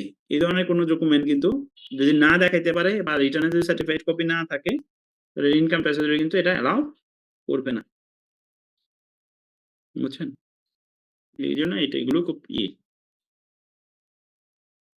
আচ্ছা, এই যে আমাদের এখানে ফরম্যাটটা দেয়া আছে। এই দেখেন, net profit as per profit or loss account, এখান থেকে আমরা নন বিজনেস ইনকাম বাদ দেব, পাবো কি ডিসক্লোজড বিজনেস ইনকাম। এই যে আমরা বলতেছিলাম, এই ডিসক্লোজড বিজনেস ইনকাম এর উপরেই কিন্তু এই যে আমরা লিমিটটা কোনটা royalty and royalty technical know how fee এগুলো, হ্যাঁ? আমরা ভাইয়া, আমার ফরম্যাটটা একটা একটু question ছিল। ফরম্যাটটা একটু শেয়ার করেন ভাইয়া, এই যে ফরম্যাট দেখাচ্ছি তো। একটু শেয়ার করে দিন। এই নোটটা তো আপনারা তো আজকে এড করছি, অন্যদের অলরেডি দিয়ে দিছি। সেকশন 55 এ আমার একটা কোশ্চেন ছিল। বলেন। কোশ্চেনটা হচ্ছে ওই যে ফ্রি স্যাম্পল যেটা, হ্যাঁ, ফ্রি স্যাম্পল যেটা আমাদের 5 কোটি টাকার মধ্যে থাকলে হচ্ছে 2%, তারপর 5 কোটি থেকে 10 কোটি পর্যন্ত 1%, আর তারপরে হচ্ছে গিয়ে 0.5%, এইভাবে যে ক্যালকুলেশনটা, হ্যাঁ, হুম, তো ক্যালকুলেশনটা আমাদের বইতে যেটা আছে সেটা হচ্ছে গিয়ে সাপোজ আমার রেভিনিউ যদি 50 কোটি টাকা হয়, তাহলে প্রথম 5 কোটি টাকার উপর 2% দিছে, দেন পরের 5 কোটি টাকার উপরে দিছে 1%, আর বাকি টাকার উপর 0.5%। ঠিক আর আছে। আমাদের ইয়েতে যেটা আমাদের উম, আহ, উম, পরিপত্র যেটা, সেই পরিপত্রের মধ্যে যখন দেখছে যে আমার টার্নওভার হচ্ছে 50 কোটি, টোটাল 50 কোটি টাকার উপর 0.5% ধরছে, মানে রেভিনিউ যদি 5 কোটির মধ্যে থাকে, মানে 5 কোটির মধ্যে থাকে, তাহলে 5 কোটি টাকার উপর 2% ধরছে 5 কোটি টাকার উপর, কিন্তু যখন এটা বেশি হয়ে যাচ্ছে ওটা স্ল্যাবে ফেলতেছে না, টোটালটার উপর, মানে যে অ্যামাউন্টটার মধ্যে পড়ছে সেই অ্যামাউন্টের উপর যে ওটা ওই percentage টা ছবিটা আমাকে একটু তুলে দিয়ে, না আমি আপনাকে একটা ওপিনিয়ন দিয়ে দিব না। ভাইয়া এবারে আইনে ভাইয়াটা একটু চেঞ্জ করে এবার কিন্তু এই যে দুই একটা এটা ইস্যু কিন্তু আমি লাভটা নাই। বলছি ভুল আছে, বুঝছেন? সোনিয়া আপু, দুই একটা ইস্যু কিন্তু ভুল আছে, আমি বলছি কিন্তু পরিবর্তে এটা কি পরিপত্রে? পরিবর্তে মানে দুই আমাদের একটা ইস্যু ভুল আছে, যেমন এই যে আমি আপনাদের ক্লাসে শুরুতে ভাইয়া এটা বইয়ে ভুল আছে। আচ্ছা, এটা আপনি দিয়েন, এবার মানে বইয়ে ভুল যেখানে আছে, কারণ যদি এটা- মানে আমি ক্রস চেক করে দিব না, যদি এটা ভুল থাকে তাহলে আমি বলবো যে ভুল আছে, আর যদি ঠিক থাকে আমি বলবো ঠিক আছে। এটা ছবি তুলে এইটা দিন। একটু ক্রস চেক করে দিয়েন ভাইয়া, কারণ হ্যাঁ, আপনি ছবি তুলে দিয়েন আমাকে হোয়াটসঅ্যাপ গ্রুপে দিয়ে দিন, আমি ক্রস চেক করে দিব না, বা আচ্ছা আমাকে ঠিক দিয়ে আছে। দিন, আমি দিয়ে দিব না। আমি দেখে আমার ওপিনিয়নটা দিয়ে দিব না আপনাকে। আচ্ছা, আছে এটার ভাইয়া। ফরম্যাটটা দেখেন। Net profit as per profit and loss account, হ্যাঁ? আমরা এটার ফরম্যাটটা হলো কি যে আমরা নেট প্রফিট বিফোর ট্যাক্স থেকে টোটাল ইনকাম, টোটাল ট্যাক্সেবল ইনকামটা কিভাবে ডিটারমাইন করব, হ্যাঁ? এটা কিন্তু বিজনেস এন্ড প্রভিশনের মেথড ফরম্যাট, এবং এটা শুধু বিজনেস এন্ড প্রভিশনের মেথড ফরম্যাট না। আপনি যদি ট্যাক্স রিটার্ন যদি তৈরি করতে চান, না ট্যাক্স রিটার্ন যদি তৈরি করতে চান, তাহলে এটা ট্যাক্সেবল ইনকাম বের করারও ফরম্যাট, বুঝছেন? এটা শুধু যে বিজনেস এন্ড প্রভিশনের মেথড ফরম্যাট এরকমটা না। আপনি যদি ট্যাক্সেবল ইনকাম ক্যালকুলেট করতে চান, ইনকাম ফ্রম ট্যাক্সেবল ইনকাম যদি ক্যালকুলেট করতে চান কোম্পানির ক্ষেত্রে, সেই ক্ষেত্রেও এটা আপনি ফরম্যাট বলতে পারেন। দেখবেন আমরা যখন মানে কর্পোরেট ট্যাক্স রিটার্ন নিয়ে কাজ করি, যে সেক্ষেত্রে আমরা যে জিনিসটা করি, আমরা আগে একটা আ আমরা এই রিটার্নের সাথে আমরা একটা ওয়ার্কিং করে নিই, হ্যাঁ? এই কম্পিটিশন শীট করে নিই। যেটা ওই যে ইনকাম ট্যাক্স অথরিটি চাচ্ছে, আমরা একটা কম্পিটিশন শীট করে নিই। তো কম্পিটিশন শীটের ফরম্যাটটা এইখানে। বুঝছেন?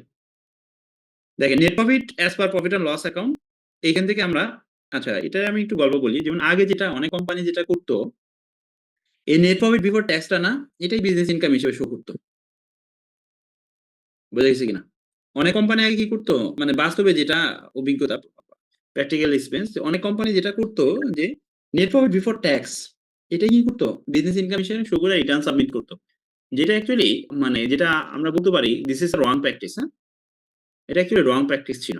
ঠিক আছে? আগের একটাও বলা ছিল ক্লিয়ারলি। এবার একটাও ক্লিয়ারলি বলে দিছে। মানে এটা রং প্র্যাকটিস ছিল। ঠিক আছে? আচ্ছা। তো আমরা টোটাল ইনকামটা কিভাবে ডিটারমাইন করব? দেখেন, net profit as per profit and loss account, এইখান থেকে আমরা নন বিজনেস ইনকামটা বাদ দেব, যেমন ডিভিডেন্ড, ইন্টারেস্ট বা আদার ইনকাম গুলো বাদ দেব। আমরা পাবো ডিসক্লোজড বিজনেস ইনকাম। এর সাথে আমরা এড করব নন বিজনেস এক্সপেন্স। নন বিজনেস এক্সপেন্স কোনগুলো? যে খরচগুলো ইনকাম এখানে নেট প্রফিট বলছো তো, নেট প্রফিট ওকে। বিফোর ট্যাক্স, বিফোর ট্যাক্স থেকে মিন করা হচ্ছে। আচ্ছা। আমরা এর সাথে এড করব নন business expense, accounting depreciation, fine, এগুলো আমরা এড করব। এখান থেকে লেস করব এক্সপেন্স অ্যাডমিসিবল বাট নট শোন ইন পিএল, হ্যাঁ? যে খরচগুলো আপনি অ্যালাউবল এক্সপেন্স হিসেবে পাবেন, কিন্তু এই খরচগুলো কি করা হয় না, পিএল এ চার্জ করা হয় না। এই খরচগুলোই করব। এর সাথে এড করব business income not credit in PL account. যেন এটা কিন্তু বলা আছে এক্সপেন্স অ্যাডমিসিবল বাট নট শোন ইন পিএল। এক্সপেন্স যে খরচগুলো ইনকাম ট্যাক্স অথরিটি অ্যালাউ করে, কিন্তু এই খরচগুলো কি করা হয় নাই, পিএল এ চার্জ করা হয় না। এটা কোনগুলো? Tax depreciation. ট্যাক্স ডেপ্রিসিয়েশন কিন্তু আমরা পিএল এ চার্জ করব না। করব? করব না। আচ্ছা। এর সাথে এড করব business income not credit in PL account. Business income যেটা পিএল অ্যাকাউন্টে ক্রেডিট করা হয় নাই। আচ্ছা, এটা অনেক সময় বলো কি সেকশন 46 টা হলো কি যে এটা এরকম, যেমন এই যে আনপেইড ট্রেডিং লায়াবিলিটি, তারপরে হলো আনপেইড লোন ইন্টারেস্ট, হ্যাঁ? এই জিনিসগুলো এখানে আসে। তারপর যে revenue gain, recovery of bad date এই জিনিসগুলো আসে। আচ্ছা আমরা যখনই ম্যাথটা করি তখন আমাদের একটা পারসেপশন হলো কি যে আমরা income tax authority as an income tax authority হিসেবে একটা কোম্পানি ট্যাক্সেবল ইনকাম কত আসবে এটা ডিটারমাইন করতেছি। মানে as an income tax authority হিসেবে একটা কোম্পানি ট্যাক্সেবল ইনকাম কত আসবে এটা ডিটারমাইন করতেছি। মানে ইনকাম ট্যাক্স অথরিটির পার্সপেক্টিভে এই ম্যাথগুলো সলভ করা হয়। ঠিক আছে? বা অ্যাজ এন কনসালটেন্ট হিসেবে যদি এই ফাইলটা যদি অডিটে পড়ে তাহলে ইনকাম ট্যাক্স অথরিটি কি পরিমাণ ট্যাক্স ডিটারমাইন করবে। বুঝছেন? কনসালটেন্টের কাজও কিন্তু এটা। অ্যাজ এন কনসালটেন্ট হিসেবে আপনার কাজ কি যে ধরেন যে কোনো কোম্পানি ফাইল যদি অডিটে পড়ে, যেমন আমরা এবার এই বছর আমরা যেটা করেছি অনেক স্মল কোম্পানি বেশ কিছু স্মল কোম্পানিকে কিন্তু আমরা সাজেস্ট করেছি টিডিএস দেওয়ার জন্য। ঠিক আছে? টিডিএস দেওয়ার জন্য এবং এর মধ্যে বেশ কিছু company they have paid TDS one cost বা ওয়ান এক্সপেন্স। এক্সপেন্সের পরে তারা টিডিএস গুলো দিয়ে দিছে। বুঝছেন? এর মধ্যে বেশ কিছু কোম্পানি এক্সপেন্সের পরে তারা টিডিএস দিয়ে দিছে। ঠিক আছে? আবার কিছু কোম্পানি আবার দেয়ও নাই। বলছে যে কিছু কোম্পানি মানে এখানে অ্যাপ্রোচ করা হয়েছে কিন্তু কিছু কোম্পানি ওই টিডিএস বলার কারণে তারা দেয়ও নাই। কিছু কোম্পানি। বুঝতে পারছেন? কিছু কোম্পানি টিডিএস দেয়ও নাই। আচ্ছা এখন যারা দিছে তারা কিন্তু কিছুটা হলেও রিস্ক ফ্রি। কি বলেন? যারা পে করছে খরচের এগেইনস্টে টিডিএসটা পে করছে তারা কিছুটা হলেও কি রিস্ক ফ্রি না? কিছুটা হলেও রিস্ক ফ্রি না? Risk free. আচ্ছা। আচ্ছা এই গল্পটা বলা ইনটেনশন হলো আমরা যখন যে সমস্ত কোম্পানি ধরেন যে টিডিএস নন কমপ্লায়েন্ট ছিল এই সমস্ত কোম্পানির আগে আমরা রিটার্নটা করছি এই আলোকে। ঠিক আছে? যে আপনার ফাইলটা অ্যাজ এন মানে এই ফাইলটা যদি ইনকাম মানে অডিটে পড়ে তাহলে ইনকাম ট্যাক্স অথরিটি ডিসঅ্যালাউ করে আপনার ট্যাক্সেবল ইনকাম কি পরিমাণ আসতে পারে। আর যদি অডিটে পড়ে তাহলে মানে ইনকাম ট্যাক্স অথরিটির পার্সপেক্টিভে আপনার ট্যাক্সেবল ইনকাম কি পরিমাণ আসতে পারে, হ্যাঁ? এভাবে করছি। এখন এই ট্যাক্সেবল ইনকামটা কমানোর জন্য আপনি কি করতে পারেন? যেমন এই দেখেন business income not credit, business income without concession section 55। আপনি যদি সেকশন 55 এর কমপ্লায়েন্স গুলো ফলো করেন, যেমন যেখানে টিডিএস কাটার কথা এখানে যদি টিডিএস কেটে থাকেন তাহলে ইনকাম ট্যাক্স অথরিটি ডিসঅ্যালাউ করতে পারবে? পারবে? পারবে না। পারবে না। ঠিক আছে? ইনকাম ট্যাক্স অথরিটি ডিসঅ্যালাউ করতে পারবে না। তো এইটা আমরা বেশ কিছু কোম্পানিকে এটা আমরা তাদেরকে এভাবে প্রেজেন্ট করেছি। এবং এর মধ্যে কিছু কোম্পানি এগ্রি করছে they have to pay TDS এবং কিছু এর মধ্যে আবার কিছু কোম্পানি ডিনাই করছে যে না তারা টিডিএস পে করবে না। কারণ এটা তাদের ট্যাক্স বার্ডেন হয়ে যাচ্ছে। কিন্তু যারা টিডিএস পে করছে তারা কিন্তু আবার সেফ জোনে থাকবে না? সেফ জোনে থাকবে। এটা একটা ঠিক আছে? এটা আচ্ছা তাহলে business income without consideration section 55 এর সাথে আমরা এড করব ইনএডমিসিবল এক্সপেন্স আন্ডার সেকশন 55 যোগ করলে আমরা অ্যাসেস্ট ইনকাম পাবো। এখান থেকে আমরা এন্টারটেইনমেন্টটা বাদ দেব। আমরা পাবো টোটাল বিজনেস ইনকাম। এর সাথে আমরা এড করব নন বিজনেস ইনকাম, আমরা পাবো টোটাল ইনকাম। আপনি এই ফরম্যাটটা ভালোমতো মনে রাখবেন, হ্যাঁ? আমরা আজকে ম্যাথ করব না, নেক্সট ক্লাসে আমরা বিজনেস এন্ড প্রফেশনের ম্যাথ নিয়ে আলোচনা করব। এই ফরম্যাটটা আপনারা মাইন্ডে রাখবেন। ঠিক আছে। আচ্ছা এখানে দেখেন ট্যাক্স লায়াবিলিটি কিভাবে ক্যালকুলেট করবেন? এটাও ইম্পর্টেন্ট, হ্যাঁ? আচ্ছা on total taxable income excluding inadmissible expense under section 55 at the company's tax rate. On total taxable income এটা টোটাল ট্যাক্সেবল বিজনেস ইনকাম হবে, টোটাল ট্যাক্সেবল ইনকাম না, টোটাল ট্যাক্সেবল বিজনেস ইনকাম। আচ্ছা এটা কোন ফিগারটা বলেন তো দেখি? এই দেখেন এটা এই ফিগারটা না? Business income without consideration section 55 এই ফিগারটা না? এই ফিগারটা না? সেকশন 55 কনসিডারেশন স্যার আপনার বিজনেস ইনকাম কত? এরপরে আপনাকে regular rated tax, regular tax rate or minimum tax on gross receipt. আমরা প্রথম ক্লাসে কিন্তু মিনিমাম ট্যাক্স অন গ্রস রিসিপ্টটা পড়েছিলাম। আর মিনিমাম ট্যাক্স আন্ডার সেকশন 163 এই দুটোর মধ্যে যেটা হায়ার সেটা হলো গ্রস ট্যাক্স। এই দুটোর মধ্যে যেটা হায়ার সেটাকেই বলা হচ্ছে gross tax liability on business income. আচ্ছা এরপরে দেখেন আমরা অ্যাড করছি business income due to non compliance of section 55। Business income due to non compliance of section 55 কারণ আমরা পড়েছি যে সেকশন 55 এর কারণে যদি ইনকাম ট্যাক্স অথরিটি কোনো খরচ ডিসঅ্যালাউ করে তাহলে এই খরচটা কি করবে? এই খরচের পরে আপনাকে রেগুলার রেটে কি করতে হবে? ট্যাক্স পে করতে হবে। আচ্ছা এরপরে ডিভিডেন্ড ইনকাম, ক্যাপিটাল গেইন এগুলো আমরা যোগ করব। এখান থেকে tax rebate at the rate 10% on CSR. সিএসআরটা কি বাস্তবে পাবেন না, হ্যাঁ? বাস্তবে পাবেন। এটা সম্পর্কে একটা এসআরও আছে। এক্সামে হয়তো বা এটার উপরে 10% আপনারা রিবেট নিতে পারেন। ওই 23টা এরিয়ার কথা বলা আছে। ওই সমস্ত জায়গায় যদি কোম্পানি যদি ডোনেট করে থাকে তাহলে এটা রিবেট পাবে। কিন্তু যে সমস্ত এরিয়ার কথা বলা আছে না, এই এরিয়াগুলো আবার অ্যালাবল ডিডাকশন হিসেবে ক্লেম করতে পারবেন না, বুঝছেন? ওগুলো আবার কি অ্যালাবল ডিডাকশন হিসেবে পাবেন না। আচ্ছা, TDS on dividend, TDS on other sources, এরপর রিমেইনিং ট্যাক্স লায়াবিলিটি, এটাই হলো ট্যাক্স লায়াবিলিটি পারফরম্যান্স। দেখেন কোন জায়গায় কনফিউশন আছে কিনা?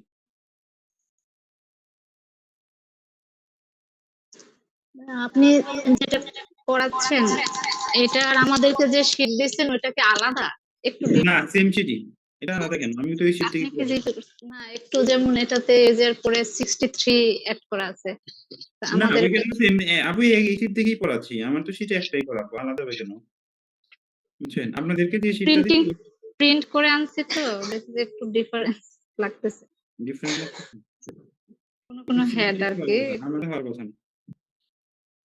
এটা আগে পরে কোনো কিছু করা হয়নি, বুঝছেন? এই সেটা কমপ্লিট করার পরে ট্রেনিং নেওয়া হয়েছে, বুঝছেন? আগে পরে এখানে কোনো কিছু চেঞ্জ করা হয়নি, এবং যে এখানে একটু মিস্টেক রয়ে গেছে, এখানে একটু মিস্টেক রয়ে গেছে। আচ্ছা, তারপরে দেখেন যে ওই আমি এটা তো দিয়ে আচ্ছা আপনি যেটা থেকে করাচ্ছেন এটা একটু গ্রুপে শেয়ার করে দিন ওইটা আবার ইয়ে করে নিব না আচ্ছা, ঠিক আছে। আচ্ছা, এখানে একটা এক্সাম্পল আছে, এই এক্সাম্পলটা আপনারা একটু নিজে নিজে ট্রাই করেন। নেক্সট ক্লাসে আমরা এটা নিয়ে আলোচনা করব। আজকে এই পর্যন্ত থাকবো। নেক্সট ক্লাসে আমরা বেশ কয়েকটা ম্যাথ নিয়ে আলোচনা করব, বিজনেস এর প্রফেশনে। আরে ওই যে ফ্রি স্যাম্পলের ওইটা আমি হোয়াটসঅ্যাপে দিয়ে দিছি, একটু দেখেন। পরিপত্র থেকে আমি এক্সাম্পল তুলে দিয়ে দিচ্ছি। আচ্ছা, এটা আমি কালকে একটু দেখে দিব না, কালকে চেক করে দিব না আপনাকে, ঠিক আছে? আচ্ছা ঠিক আছে।